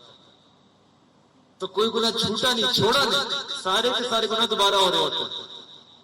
بہتر طریقہ یہ ہے کہ انسان سوچے تو یہ کہ میرے سارے گناہوں کو چھوڑنا ہے، گول تو میرا وہی ہے، لیکن پریکٹیکلی اسپیکر عملاً ابتدا ایک گناہ سے کریں، اور ایک ایسا گناہ چوز کریں جو آپ کو لگتا ہے میں بہت آسانی سے چھوڑ سکتا ہوں۔ سب سے آسان جو گناہ آپ کو لگتا ہے میں چھوڑ سکتا ہوں، اس سے شروعات ہے، کیونکہ حقیقت یہ ہے کہ اگر وہ آسان ہوتا نا آپ چھوڑ چکے ہوتے ہیں۔ ابھی تک جو ہم نے اس گناہ سے توبہ نہیں کری وہ اسی وجہ سے نہیں کری کیونکہ وہ ہے مشکل۔ پر بہرحال ایک ایسے گناہ سے ابتدا کریں جو ریلیٹیولی آسان ہو جائے اور اس پہ جان لگا دیں، اس کو اپنے مقصد زندگی بنا دیں گے۔ اللہ باقی گناہ ہو رہے ہیں تو چلو غلطیاں ہو رہی ہیں لیکن ہونے دو، لیکن یہ جو گناہ ہے نا یہ تو مجھے اپنی زندگی سے نکالنا، یہ میرے ساتھ نہیں رہ سکتا، مجھے اپنا اس گناہ سے پاک کرنا۔ ایسا عزم ہو، جزم ہو، ارادہ ہو، محنت ہو، دعائیں ہو، ایک قدم بڑھائیں اور پھر قدم کو پیچھے نہ ہٹیں، ایسا قدم اٹھائیں اس گناہ، ایک گناہ کے بعد اللہ سے مانگیں، اللہ سے دعا بھی کریں۔ نتیجہ کیا ہوگا کہ اس میں جب آپ کامیاب ہو جائیں، اس گناہ کو چھوڑ دیں گے، آپ کے اندر ہمت آ جائے گی، آپ کے اندر ایک کانفیڈنس آ جائے گا کہ میں یہ کر سکتا ہوں، گناہ کو چھوڑ میں سکتا ہوں۔ میں سوچتا تھا کہ میں تو گناہ چھوڑ ہی نہیں سکتا، میں تو بہت ہی دور ہوں، میں تو بہت ہی کمزور ہوں۔ کوئی کمزور نہیں، ایک گناہ کو چھوڑیں آپ کے اندر ہمت آ جائے گی، پھر اس کے بعد ایک اور سیکنڈ گناہ پھر کر وہاں بیٹھنا شروع کر، جہاد شروع کرتے کرتے کرتے انشاءاللہ ایک وقت آئے گا اللہ کی مدد آئے گی، اللہ تعالیٰ باقی گناہوں سے خود ہی نجات عطا فرمائے۔ تو stick your battle and start with, ایک قدم اٹھائیں عملاً کہ بس مجھے ایک گناہ کو اپنی زندگی سے ایسا کاملاً چھوڑنا ہے کہ آئندہ میری زندگی کے اندر اس گناہ کا نام نشان نہیں ہوگا، کوئی بھی گناہ ہو سکتا۔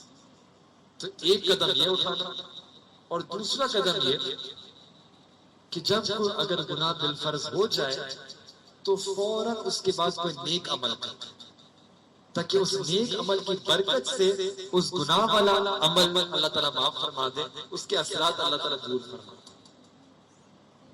اللہ تعالیٰ قرآن میں فرماتے ہیں ان الحسنات یذہبن السیئات، کہ انسان کے جو نیک اعمال ہوتے ہیں وہ برے اعمال کو دور کر دیتے ہیں۔ Your good deeds they wipe away your misdeeds, your bad deeds۔ تو اگر کوئی دھبا پڑ گیا تو فوراً اس کو کوئی نیک عمل، مثال کے طور پہ کوئی گناہ ہو، آپ انتظار نہ کریں، اسی وقت جا نماز بچائیں، 2 رکعت نفل توبہ پڑھیں، اللہ مجھ سے گناہ ہو گیا، میرے گناہ معاف کر۔ یہ انتظار یہ شیطان کرواتا ہے، انسان پھر بھول جاتا ہے۔ فوراً اسی وقت جہاں ندامت ہوئی گناہ کی، کوئی نہ کوئی نیک عمل، کوئی صدقہ کر، کسی غریب کو کچھ پیسے دے، روزہ رکھے، دعا مانگ لے اللہ سے، تلاوت قرآن کر، یعنی فوراً رد بدل، سیئات کا مقابلہ حسنات سے، کہ اگر مجھ سے گناہ نہیں چھوٹ رہے تو کم از کم حسنات بھی تو نہیں چھوٹ رہے نا. اگر یہ استقامت کے ساتھ ہو رہا ہے تو کم از کم حسنات بھی تو میں استقامت کے ساتھ کرتا رہا. ہو سکتا ہے کرتے کرتے پھر اللہ تعالیٰ اس کی برکت سے گناہوں سے آزادی گرفتاری سے نجات عطا فرما دے. اور ساتھ اللہ سے دعا کریں جب بھی گناہ ہو اللہ سے دعا کریں کہ اللہ آپ نے دیکھ لیا کہ میں کتنا کمزور ہوں, میں اپنے آپ کو گناہوں سے بچانا چاہتا ہوں لیکن میں نہیں بچا سکتا. اللہ میرے لیے تو گناہوں سے بچنا مشکل ہے, اللہ آپ کے لیے تو بہت آسان ہے. آپ کے لیے تو ہر گناہ سے بچانا مجھے بہت آسان ہے. اللہ میں اپنی ہمت پہ اپنی طاقت پہ بھروسہ نہیں کرتا, اللہ مجھے آپ کی رحمت پہ بھروسہ. اللہ آپ اپنی رحمت سے مجھے گناہوں سے پاک کر دیجیے, گناہوں سے چھٹکارا عطا فرما دیجیے. تو اللہ کی رحمت جب شامل حال ہو جائے گی تو پھر تو انسان گناہوں سے بالکل پاک ہو جائے گا. تو ہمیں جو اصل میں طریقہ اختیار کرنا ہے وہ ہمیں اپنی محنت کو پہ بھروسہ نہیں کرنا, کریں جو کر سکتے ہیں لیکن بھروسہ اللہ کی رحمت میں رکھیں کہ اللہ پاک تو آپ ہی کو کرنا. اور یہ حقیقت ہے, ہم نے اپنے تجربے میں دیکھا ہے کہ کچھ گناہ ہوتے ہیں کہ انسان ان میں محنت کر رہا ہوتا ہے اور کچھ ایسے گناہ ہوتے ہیں جو انسان کو لگتا ہے میں کبھی چھوڑ ہی نہیں سکتا, یا میں کتنی محنت کر لوں میں کر ہی نہیں سکتا, یہ گناہ کبھی کبھی کر ہی نہیں سکتا, بچ ہی نہیں سکتا ان گناہوں سے. ہر بندے کی زندگی میں کچھ ایسے خاص گناہ ہوتے ہیں انسان کو لگتا ہے کہ کبھی نہیں چھوٹ سکتا.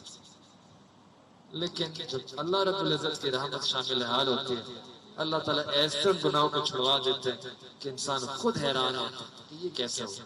یہ اللہ کی رحمت ہوتی ہے. یاد رکھیں اللہ قرآن میں فرماتے ہیں کہ اللہ کی جو رحمت ہے نا اس کو جو عروج اس وقت ہوتا ہے جب انسان توبہ کرتا ہے. کیونکہ اللہ رب العزت کے ناموں میں سے ایک نام ہے اللہ وہ ذات التواب. تواب کے دو معنی ہوتے ہیں کہ وہ ذات جو توبہ قبول کرنے والی ہے اور وہ ذات جو بندے کی طرف زیادہ متوجہ ہونے والی ہے. تو جب انسان گناہ کر کے پھر توبہ کرتا ہے تو سب سے زیادہ اللہ تعالیٰ کی رحمت اس کی طرف متوجہ ہو رہی ہوتی ہے. اللہ تعالیٰ کی جو یہ صفت, اللہ تعالیٰ کا جو نام ہے تواب, اس کا جو سب سے زیادہ مظہر ہوتا ہے وہ اس لمحے ہو رہا ہوتا ہے جب انسان گناہ کر توبہ کرتا ہے. تو ہمیں یہ توبہ کرنا, اللہ سے صلح کرنا. عقل مند شخص وہ ہوتے ہیں جو اپنے پچھلا جو حساب ہے نا موقع موقع پہ بے باک کر دیتے ہیں. جو اکاؤنٹنگ میں ہوتے ہیں نا آپ نے دیکھا ہوگا فوراً اکاؤنٹ کلیئر کر لیتے ہیں, 4 months 6 months 3 months پچھلے اکاؤنٹ کلیئر رکھتے ہیں. یہ عقل مند لوگوں کی نشانی ہوتی ہے کہ جو پچھلا ہو گیا اس کو کلیئر کر دیا, اس کو کینسل کر دیا, اس کو بے باک کر دیا حساب کتاب. ایک بادشاہ تھا احمد شاہ مکران, وہ اپنے محل کی تعمیر کرنا چاہتا تھا, بڑھانا چاہتا تھا محل کو. برابر میں ایک بڑھیا تھی, اس کا گھر تھا, اس کی جھوپڑی تھی. تو پہلے اجازت مانگی کہ بڑھیا اپنا مجھے جگہ دے دو, ہم اپنے محل کی توسیع کرنا چاہتے ہیں. بادشاہ نے پیغام بھجوایا اپنے وزراء جو اس کے سولجر سپاہی تھے. تو بڑھیا نے سپاہی کو کہہ دیا صاف کہ نہیں یہ میری جگہ ہے, اپنا گھونسلہ کچا ہو یا پکا. خیر پھر بڑھیا کو کہیں جانا تھا, ایک مہینے کے لیے وہ کہیں اس شہر سے کہیں اور چلی گئی. جب واپس آتی ہے تو دیکھتی ہے کہ اس کی جھوپڑی نہیں, تو ادھر ادھر ڈھونڈتی ہے, اس کو ملتی نہیں ہے. تو لوگوں سے پوچھتی ہے کہ بھئی کہاں گئی وہ جھوپڑی, میرا رہنا جو ضرورت تھی. وہ کہتے ہیں کہ وہ آپ جب گئی بھی تھے نا تو بادشاہ کے سپاہیوں نے وہ تو سارا توڑ دیا اور محل کو بڑھانا تھا, وسیع کرنا تھا, تو انہوں نے آپ کے سارے ایریا کو اپنے محل کے اندر انکلوڈ کر دیا. بڑھیا نے کہا مجھے تو بادشاہ سے ملنا ہے. انہوں نے کہا بادشاہ بھی تو گیا ہوا ہے, اگر آپ چاہتے ہیں اس سے ملاقات کرنا تو آپ فلاں فلاں جگہ چلی جائیں. بادشاہ جب واپس آ رہا ہوگا سفر سے, شکار کے سفر پہ گیا ہے, جب اس شکار کے سفر سے واپس آ رہا ہوگا تو ایک پل آتا ہے راستے میں, آپ پل پہ کھڑی ہو جائیں, جس سواری کو بھی گزرنا ہوگا اس پل سے گزرنا ہوگا. وہاں بادشاہ کی سواری بھی گزرے گی, آپ کو موقع مل جائے گا, آپ بادشاہ سے بات کر لینا, ملاقات کر لینا. اس نے کہا بہت اچھا. وہ بڑھیا آئی اور اس پل کے اوپر آ کے بیٹھ گئی, ڈیڑھ ڈال. اب جب بادشاہ کی جو شاہی سواری تھی وہ اپنا شکار کر کے واپس لوٹی، اب پل سے گزر رہی ہے تو اس نے بادشاہ کی جو سواری تھی اس کی جو لگام تھی ہاتھ میں پکڑ لی اور کہا مجھے بادشاہ سے ملاقات کرنی ہے، سوال کرنی ہے۔ بادشاہ اترا، کہا بھائی کیا ہو گیا؟ تو اس نے کہا بادشاہ مجھے آپ سے ہمارے آپس میں ایک حساب کتاب ہے، مجھے آپ سے حساب لینا ہے، بس اتنا میرا جواب دے دیں کہ آپ حساب اس پل پہ دینا چاہتے ہیں یا اس پل پہ دینا چاہتے ہیں، اس پل پہ دینا چاہتے ہیں یا اس پل پہ دینا چاہتے ہیں۔ تو بھائی عقل مند لوگ وہی ہوتے ہیں جو اپنا حساب اسی دنیا پہ اسی پل پہ فارغ کرتے ہیں۔ آج ہی اسی موقع پہ ہم اللہ رب العزت سے صلح کریں کہ ابھی تک جنگ لڑ رہے تھے، گناہ تو جنگ لڑنے کی طرح، ہم صلح کر لیں اللہ رب العزت کے ساتھ، صلح کریں گے تو پھر برکتیں ہوں گی، پریشانیاں ختم ہو جائیں گی، دل کے اندر اطمینان ہوگا، سکون ہوگا، عبادت کی توفیق ہوگی۔ صلح کر لیں، اپنا فائدہ ہے۔ آج اللہ رب العزت سے صلح کرنا بہت آسان ہے، آج موقع ہے۔ ایک شخص تھا، اس کا نام تھا بہلول رحمت اللہ علیہ، ایک بزرگ تھے، ایک دانا تھے، عقل مند تھے، اور ساتھ ساتھ اللہ تعالیٰ کے دوست ایک ولی بھی تھے۔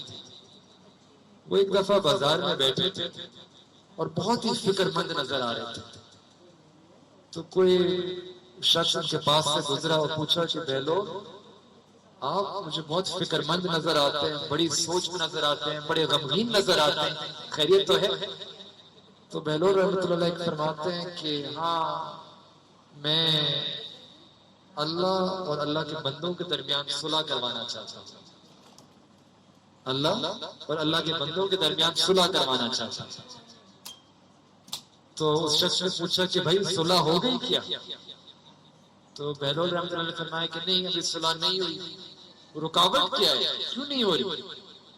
کہتے ہیں کہ اللہ تو راضی ہونے کے لیے تیار ہے، اللہ صلح پر راضی ہے، لیکن بندے صلح نہیں کرنا چاہتے۔ اچھا کچھ عرصہ گزرا، بہلول رحمۃ اللہ علیہ اب قبرستان میں تھے اور یہ شخص گزرا تو وہی دیکھا کہ بہلول قبرستان میں بالکل غمگین ہے، فکر مند ہے، بڑی گہری سوچ میں۔ پوچھا آپ فکر مند نظر آتے ہیں، خیریت؟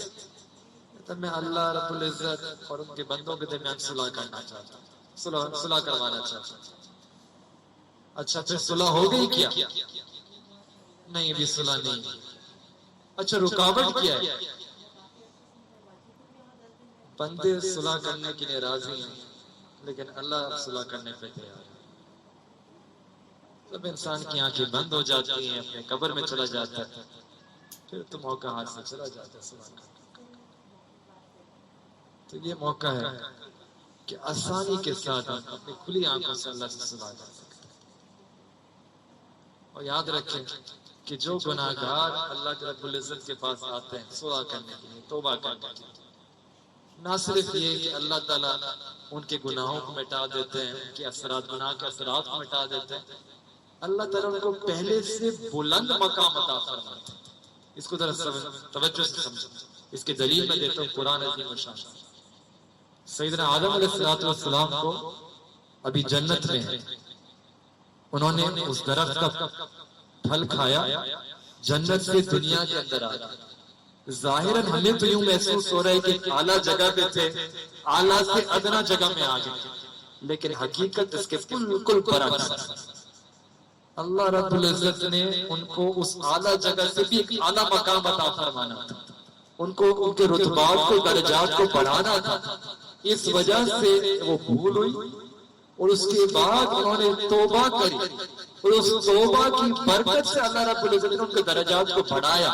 اس کی دلیل قرآن میں اللہ فرماتا ہے ان اللہ یحب التوابین، کہ اللہ تعالیٰ توبہ کرنے والوں سے محبت فرماتا ہے۔ توبہ وہی شخص کر سکتا ہے جس نے گناہ کیا، یعنی گناہ کر کے انسان توبہ کر سکتے ہیں۔ تو یہ جو توبہ پہ توابین کو جو محبوبیت ملے گی، اس لیے تو گناہ کرنا شرط ہے۔ جب گناہ ہوگا تو پھر توبہ کر سکتے ہیں، جب توبہ کریں گے تو پھر یہ والی محبوبیت نصیب ہوگی۔ تو گویا سیدنا آدم علیہ السلام کو وہ محبوبیت کا اعلیٰ درجہ اللہ تعالیٰ عطا فرمانا چاہتے تھے کہ یہ نادم ہوں گے، توبہ کریں گے تو ان اللہ یحب التوابین، اللہ توبہ کرنے والوں سے محبت کرتے ہیں۔ اللہ اکبر کرتے تو کتنا مزے کا معاملہ ہے کہ انسان توبہ کر کے اللہ کے قریب آ جاتا ہے، اللہ کی محبوب بن جاتا ہے، اور جتنی کامل توبہ ہوگی اتنی کامل محبوبیت ہے۔ یہ ہر بندے کا اپنا نصیب ہے، کوئی کچی توبہ کرے تو پھر محبوبیت بھی کچی، اور جتنی پکی توبہ ہے بس گناہ چھوڑ دی ختم زندگی سے، اتنی پکی، اتنی اعلیٰ، اتنی بڑھتر محبوبیت ہے۔ تو یہ اصول ہے کہ انسان توبہ کے ذریعے صرف گناہ معاف نہیں ہوتے، بلکہ توبہ کے ذریعے درجات بلند ہوتے ہیں، رتبات بلند ہوتے ہیں، محبوبیت اللہ کی زیادہ نصیب ہوتی ہے، قبولیت زیادہ نصیب ہوتی ہے۔ اللہ اکبر۔ یہی وجہ ہے کہ ایسا شخص جو گناہ سے توبہ کرتا ہے اللہ کو بڑا محبوب ہوتا ہے۔ ایک دو نوجوان تھے، وہ آپس میں بحث کر رہے تھے، اور سوال یہ تھا کہ کس پہ اللہ تعالیٰ کی خاص رحمت کی نظر اترتی ہے؟ وہ شخص جس نے زندگی میں کبھی گناہ کیا ہی نہ ہو، بالکل پاک ہو، یا دوسرا شخص جس نے گناہ تو کیا ہو لیکن گناہ کے بعد توبہ کر لی ہو؟ سوال ہے، انہوں اس کو الجھ رہے۔ تو اب راستے میں تھے تو انہوں نے دیکھا کہ کوئی بزرگ، کوئی بوڑھے شخص ہے، وہ گزر رہے ہیں، یعنی سفید داڑھی ہے، لگ رہا تھا کہ کچھ ان کی عمر زیادہ ہے۔ تو لڑکوں نے، نوجوانوں نے سوچا چلو ہم ان کو بلاتے ہیں، ان سے پوچھتے ہیں کہ ہمارے سوال کا مسئلے کا حل کر دیں۔ بلایا، پوچھا ہمارا یہ سوال ہے، آپ اس کا جواب بتا دیں۔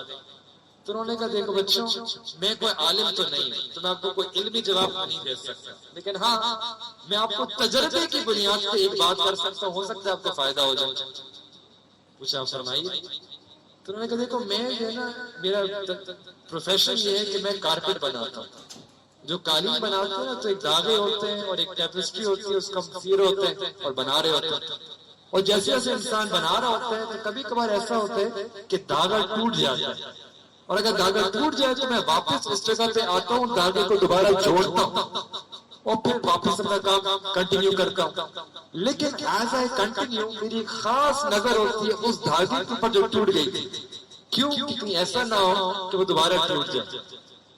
تو مجھے لگتا یہ ہے کہ جب انسان توبہ کر کے اپنا دھاگا، جب انسان گناہ کر کے دھاگا توڑ دیتا ہے، پھر جب توبہ کر کے دھاگے کو جوڑ لیتا ہے تو اللہ رب العزت کی بھی خاص نظر ایسے بندے کے اوپر ہوتی ہے جس نے توبہ سے رشتہ تو جوڑ لیا لیکن دوبارہ گناہ نہ کر۔ تو اللہ کی خاص رحمت اور محبت کی نظر ایسے شخص کے اوپر ہوتی ہے۔ ایک دفعہ سیدنا موسیٰ علیہ السلام اللہ رب العزت سے ہم کلامی فرما رہے تھے، پوچھتے ہیں یا اللہ میرا سوال ہے کہ آپ کی جو رحمت کی نظر ہوتی ہے وہ عابد پہ کتنی پڑتی ہے، یعنی جو عبادت گزار ہوتا ہے جب وہ آپ کے دروازے کو کھٹکھٹاتا ہے تو آپ کیا جواب عطا فرماتے ہیں؟ تو اللہ رب العزت فرماتے ہیں وَأَنَا أَقُولُ لَبَّيْكَ، اللہ نے فرمایا میں اس کو کہتا ہوں لبیک، یعنی ویلکم، انگلش میں اردو میں کہتا ہے مرحبا، اہلا وسہلا، تو لبیک۔ پھر انہوں نے پوچھا کہ اچھا اگر کوئی صائم روزے دار شخص آپ کا دروازہ کھٹکھٹائے یا اللہ تو آپ اس کو کیسے جواب عطا فرماتے ہیں؟ تو اللہ رب العزت نے فرمایا انا اقول لبیک، میں اس کو یہی کہتا ہوں لبیک، ویلکم، مرحبا، اہلا وسہلا۔ پھر تیسرا سوال پوچھا کہ اگر کوئی زاہد بندہ آپ کا دروازہ کھٹکھٹاتا ہے، آپ کی طرف آتا ہے تو آپ اس کو کیسے جواب عطا فرماتے ہیں؟ یعنی زاہد اس کو کہتے ہیں کہ جو دنیا سے کنارہ کشی اختیار کر کے دنیا کی لذتوں کو چھوڑ کے بس اپنی عبادت میں تسبیحات میں لگا ہے۔ تو جب کوئی ایسا شخص آپ کے پاس آتا ہے تو آپ اس کو کیسے اکرام فرماتے ہیں، کیسے جواب دیتے ہیں؟ فرمایا لبیک، اس کا اکرام کرتا ہوں، لبیک کہتا ہوں۔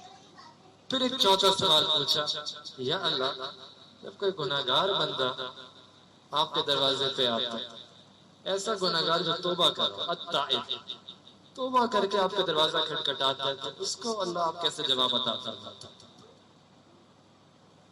اللہ رب العزت نے فرمایا انا اقول، میں اس کو جواب دیتا ہوں لبیک لبیک لبیک، 3 دفعہ اس کو میں اکرام کرتا ہوں، 3 دفعہ لبیک۔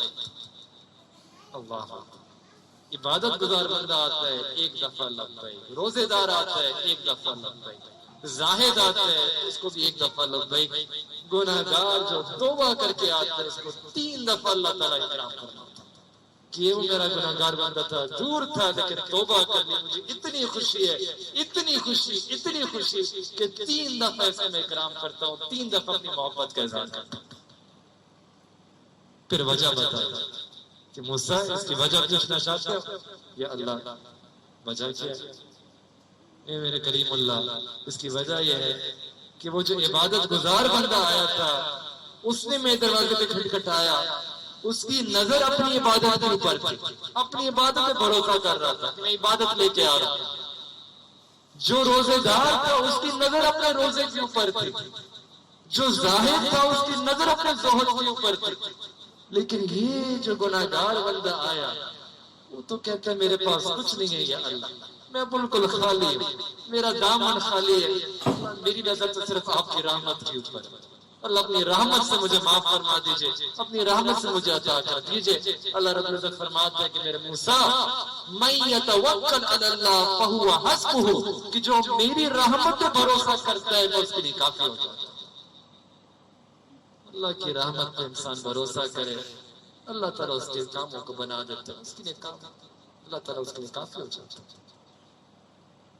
اللہ تعالیٰ کو جو گناہگار بندے ہوتے ہیں ان سے بہت محبت ہوتی ہے۔ ابن قیم الجوزیہ رحمۃ اللہ علیہ نے ایک واقعہ لکھا ہے اپنی کتاب کے اندر، کہتے ہیں کہ میں ایک جگہ تھا، میں نے دیکھا کہ ایک ماں اور بچے کے اندر کچھ تکرار ہو رہی تھی، اور ماں بہت غصے تھی، اور اس نے غصے میں آ کے بچے سے کہہ دیا تھا کہ چلو گھر سے باہر نکلو، دروازے سے باہر نکال دیا۔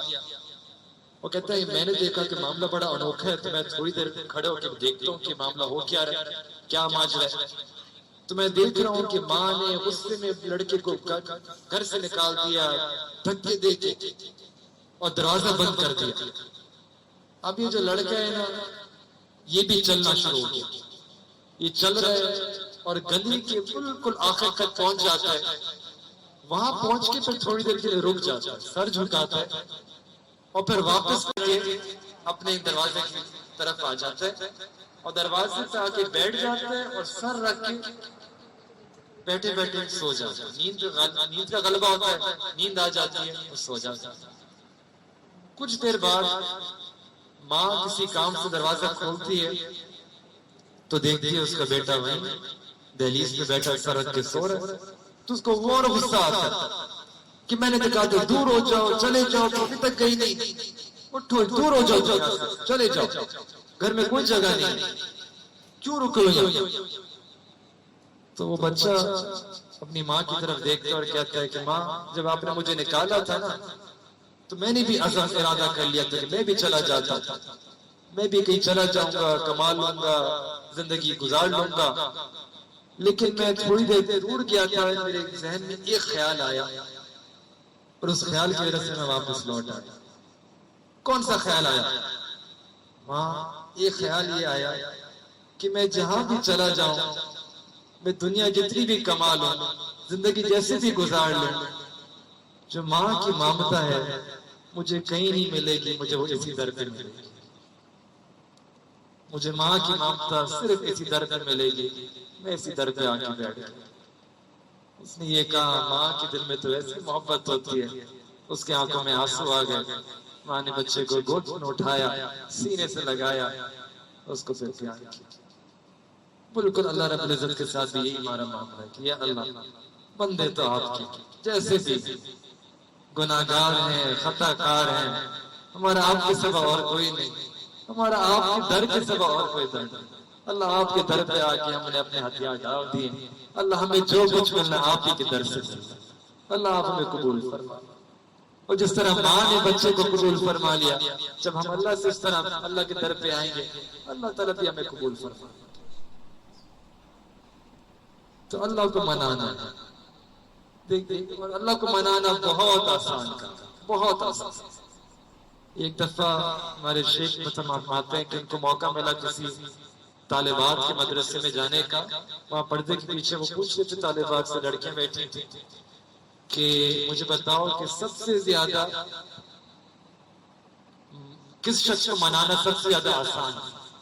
تو سب نے کہا ماں کو منانا سب سے آسان ہے۔ پوچھا کیسے؟ انہوں نے کہا ہم نے اپنے گھروں میں دیکھا ہے کہ ماں بیٹے سے ناراض ہوتی ہے اور اوپری اوپر ناراض ہو رہی ہوتی ہے لیکن اندر سے ناراض نہیں ہوتی، اور کبھی ہم نے دیکھا ہے کہ اتنی ناراض ہوتی ہے تو کہتی ہے کہ چلو بیٹوں کو کھانا بھی نہیں دیتے، لیکن پھر بیٹے کو بلاتی کہتی ہے کہ میں نہیں کھانا دے رہی لیکن تم جاؤ اس کو کھانا دے دو، تم جا کے کھانا دیکھو، تمہارا بھائی ہے اور اس کا خیال رکھو، کوئی چیز چاہیے تو اس کو پہنچا دو۔ تو بیٹی کہتی ہے امی اگر آپ کو محبت ہے تو آپ خود ہی چلی جائیں۔ کہتے نہیں، اس نے میرے ساتھ بدتمیزی کری تھی، میں چاچی مجھ سے کہ معافی مانگ لے، میں اس کو معاف کر دوں گی، لیکن جب تک معافی نہیں مانگی میں اس کو دور رہوں گی اس سے۔ تو خیر دیکھ رہی ہوتی ہے ماں، پھر اگر لڑکا واپس آ جاتا ہے نا ماں کی طرف، کہتے ہیں ماں مجھ سے غلطی ہوگی معاف کر دے، ماں اس کو معاف کر دیتے۔ اگر بہت زیادہ ناراض ہو تو کبھی کبھار بات صرف معافی پہ بھی نہیں بنتی، ہوتا یہ ہے کہ لڑکا کہتے ہیں، بیٹا کہتے ہیں ماں مجھے معاف کر دے، کہتے نہیں میں بہت ناراض ہوں، نہیں معاف کر سکتا، دل کو بہت دھوکا ہے، بہت غم دیا، کہتے نہیں ماں مجھے معاف کر دیجئے، معاف کر دے، کہتے نہیں کروں، اچھا پھر وہ پیروں پہ آ جاتا، پیر پکڑ لیتے، ماں معاف کر دیجئے، کہتے نہیں کروں، پھر معافی مانگتے مانگتے ایک موقع ایسا آتا ہے کہ اس کی آنکھوں میں آنسو آ جاتے ہیں بیٹے کے۔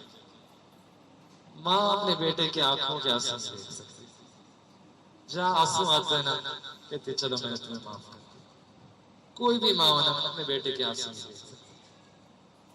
تم نے دیکھا ہے کہ ماں کو منانا بہت آسان ہے، جتنا ناراض ہو بہت آسانی سے منا لیتے ہیں۔ تو کہتے ہیں پھر میں نے ان کو بتایا کہ ماں کو منانا اگر اتنا آسان ہے، میں آپ کو ایک ایسی ذات کے بارے میں بتاتا ہوں جس کو منانا ماں سے 70 گنا زیادہ آسان ہے، اور وہ اللہ رب العزت کی ذات ہے۔ ماں کو منانے کے لیے تو آپ کو جانا پڑتا ہے، قدم اٹھانے پڑتے ہیں ماں کی طرف، وہاں پہنچ کے پھر زبان سے کہنا پڑتا ہے آئی ایم سوری، آپ کو اقرار کرنا پڑتا ہے، کہنا پڑتا ہے مجھے معاف کر دیجیے، مجھے معاف کر دیجیے۔ اگر پھر بھی نہ معاف کریں تو آپ کو قدموں پہ آنا پڑتا ہے، قدم چھونے پڑتے ہیں، اگر پھر بھی نہ معاف کریں تو پھر آپ کو آنسو بہانے پڑتے ہیں، پھر جا کے معافی ملتی ہے۔ لیکن ایک وہ اللہ رب العزت کی ذات ہے کہ فقط دل کے اندر گناہ کے اوپر ندامت ہوتی ہے، سچی ندامت کہ جو میں نے کیا، میں نے غلط کیا، اللہ اس ندامت کے اوپر اس بندے کی بخشش فرما دے۔ ابھی کوئی آنسو کوئی قطرہ سے نہیں گرا، ابھی زبان سے کوئی فکرہ نہیں نکلا، لیکن محض دل کے اندر ایک ندامت ہوتی ہے، اس ندامت کی آگ کی وجہ سے اللہ تعالیٰ اس کے گناہوں کو معاف کرتا ہے۔ حدیث مبارکہ میں آتا ہے نبی علیہ السلام نے فرمایا الندمۃ توبۃ، کہ سچی پکی ندامت دل کے اندر ہو گئی تو توبہ ہے۔ اللہ اکبر، اللہ کو منانا کتنا آسان ہے کہ انسان کے دل میں ندامت، نہ کوئی جانے کی ضرورت، نہ کوئی بولنے کی ضرورت، نہ کوئی لکھنے کی ضرورت آئی ایم سوری، نہ کوئی آنسو بہانے کی ضرورت، دل میں سچ انسان اپنی تنہائی کے اندر بیٹھا ہو، اپنی جانماز پہ بیٹھا ہو، دل کے اندر اپنا جائزہ لے اور چند لمحات کے بعد اس کو محسوس ہو کہ میں نے جو کیا غلط کیا، دل میں سچی ندامت ہو، توبہ کر لے، اللہ تعالیٰ اس توبہ کو قبول فرما لے۔ اللہ تعالیٰ ہر بندے کی توبہ قبول فرما لے، کوئی قید نہیں۔ ایک بوڑھا شخص تھا، اس نے زندگی عیاشی فحاشی میں گزاری، ایسی زندگی کہ بس ہر گناہ کیا، زنا بھی کیا، اس نے شراب بھی، جو گناہ انسان سوچ سکتا تھا اس نے کیا، اور آخر اپنی ایسی عمر پر پہنچ گیا کہ اب اس کے بڑھاپا ہے، اور ایسا بڑھاپا کہ نہ اب اس کے منہ کے اندر دانت رہے، نہ اس کے پیٹ میں آتے رہے، اور جب کھانستا ہے تو ایسی آوازیں نکلتی ہیں۔ تو اس کی اپنے گھر میں اپنے بیٹے کے ساتھ رہتا تھا، بہو کے ساتھ رہتا تھا، وہ بھی آگے تھک گئے کہ آپ ہمارے جو بچے ہیں وہ آپ کی کھانسی سے تھک گئے ہیں، آپ ایسا کریں یہاں سے بھی باہر چلے جائیں۔ ایسا بوڑھا کہ اس کے اپنے بیٹے نے اس کو دھکے دے کے نکال دیا، بیٹی نے دھکے دے کے نکال دیا، پوتوں نے دھکے دے کے نکال دیا، اب گھر سے نکل گیا، گھر سے نکل دیے، اپنوں نے دور کر دیا، جائے تو کہاں جائے؟ کوئی نہیں ہے، کہیں نہیں ہے جانے کو، نہ اتنی ہمت ہے کہ کچھ کما سکے، نہ اپنے رشتہ دار ہے کہ کسی کے پاس جا سکے، نہ کوئی دوست جو اس کو بھلا سکے۔ وہ چلتا ہے، نہ اتنی صحت ہے کہ وہ چل سکے صحیح طریقے سے، لاٹھی ہاتھ میں گر گراتے کرتے کرتے چل رہے، سامنے مسجد کا دروازہ آ جاتا، وہاں پہنچتا ہے تو پوچھتا ہے بھئی یہ کس کا دروازہ ہے؟ تو کسی نے کہا یہ تو اللہ رب العزت کا دروازہ ہے۔ کہتے ہیں اس دروازے پہ پہنچتا ہے، داخل ہوتا ہے، اللہ رب العزت سے توبہ کرتا ہے۔ اللہ رب العزت وہ ذات ہے جس کو تانا نہیں دیتے کہ بھئی کہاں تھے 70 سال تو، اب بڑھاپے کے اندر جب کسی کام کے نہیں رہے اب آ رہو میرے پاس۔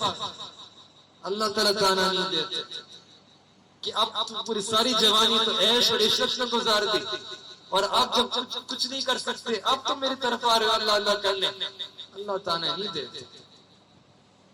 اللہ رب العزت کے سامنے جب یہ شخص آتا ہے مجھے معاف فرما دیجئے، تو اللہ رب العزت کو اس بوڑھے کی بھی معافی قبول فرما لیتے کہ چلو تم آئے ہو، میں نے تمہاری معافی مانگو، میں نے معافی کو قبول فرما لیا، جاؤ تمہارے گناہوں کو معاف کر دیا، بلکہ اس سے بڑھ کر میں نے تمہارے گناہوں کو چلو نیکیوں سے بدل کر دیا۔ یہ اللہ کی رحمت کا معاملہ ہوتا ہے۔ ہم انشاءاللہ سے توبہ کریں، اللہ گناہوں کی معافی مانگے، اللہ تعالیٰ ہمارے گناہوں کو نیکیوں سے تبدیل فرما سکتا ہے۔ تو بھئی موقع ہے اللہ کو راضی کر لیں، اپنے گناہوں سے معافی مانگ لے، توبہ کر لیں، صلح کر لیں۔ ہماری مثال اس چڑھوائے کی طرح، ہمارے پاس کوئی آپشن نہیں۔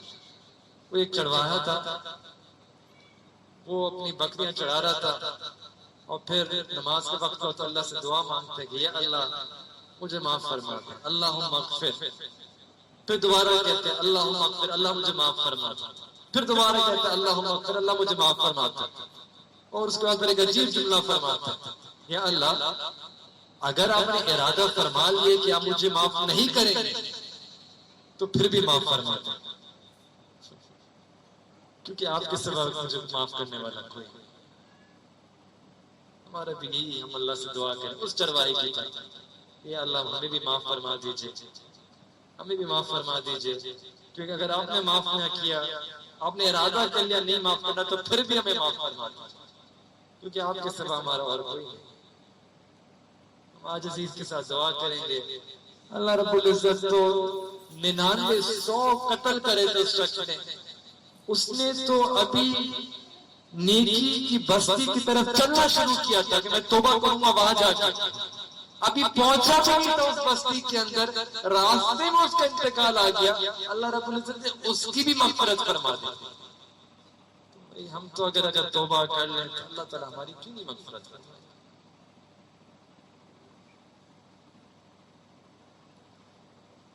اللہ رب العزت سے دعا ہے کہ اللہ تعالیٰ ہمیں سب کو اپنے گناہوں سے توبہ کرنے کی توفیق عطا فرمائے۔ ہمارا حال وہی ہے سیدنا یوسف علیہ السلام کے بھائیوں جیسا، ہم اللہ سے وہی دعا کرتے ہیں کہ اللہ یوسف علیہ السلام کے بھائیوں نے جرم کیا تھا، اپنے جرم کا اقرار کیا تھا، سیدنا یوسف علیہ السلام بڑے کریم تھے، انہوں نے ان کے عذروں کو قبول فرما لیا تھا، اور اس دن اللہ فرما دیا تھا لا تثریب علیکم الیوم، جاؤ میں تم سب کے گناہوں کو معاف فرما دیا۔ اللہ آپ کے محبوب صلی اللہ علیہ وسلم بھی بڑے کریم تھے، انہوں نے فتح مکہ کے دن اہل قریش مکہ کو بھی یہی الفاظ فرما دیے تھے کہ اتنے ظلم کے باوجود میں نے تمہیں بھی معاف فرما دیا، لا تثریب علیکم الیوم، جاؤ میں نے آج سب کو معاف کر دیا۔ اللہ ہم بھی آپ کے بندے ہیں، آپ سب کریموں سے زیادہ کریم ہیں، اللہ ہم بھی آپ کی بارگاہ میں موجود ہیں، آپ کو پکارتے، ہم نے بھی گناہ کی زندگی اب تک گزاری، نادم ہیں، شرمندہ ہیں، اللہ ہمارے گناہوں کو معاف فرما دیجئے۔ آپ بھی اللہ یہی جملہ فرما دیجئے لا تثریب علیکم الیوم، کہ میں نے تمہارے تمام گناہوں کو معاف فرما دیا، اللہ ہمارے گناہ مٹ جائیں گے، گناہ کے اثرات مٹ جائیں گے، گناہ کی وجہ سے پریشانیاں ختم ہو جائیں گی، مصیبتیں ختم ہو جائیں گی، زندگی میں سکون آ جائے گا, زندگی کے اندر آرام آ جائے گا, زندگی میں برکتیں آ جائیں گی. اللہ ہم کو بھی اپنی رحمت کی نظر فرما دیجئے. ہم بھی اسی طرح ہمارا معاملہ ہے, ہمارے پاس کوئی اعمال نہیں جو آپ کو پیش کر سکیں, صرف آپ کی رحمت کی امید سے ہم آپ کو مانگتے ہیں, آپ کو پکارتے ہیں. اللہ اپنی رحمت سے ہمیں معاف فرما دیجئے, اور اللہ آئندہ ہمیں بھی ایک نیکوکاری والی, تقوی والی, اللہ پرہیزگاری والی زندگی عطا فرما دیجئے. وآخر دعوانا ان الحمدللہ رب العالمین. دعا سے پہلے تھوڑی دیر کے لیے اپنی آنکھوں کو بند کر لیں.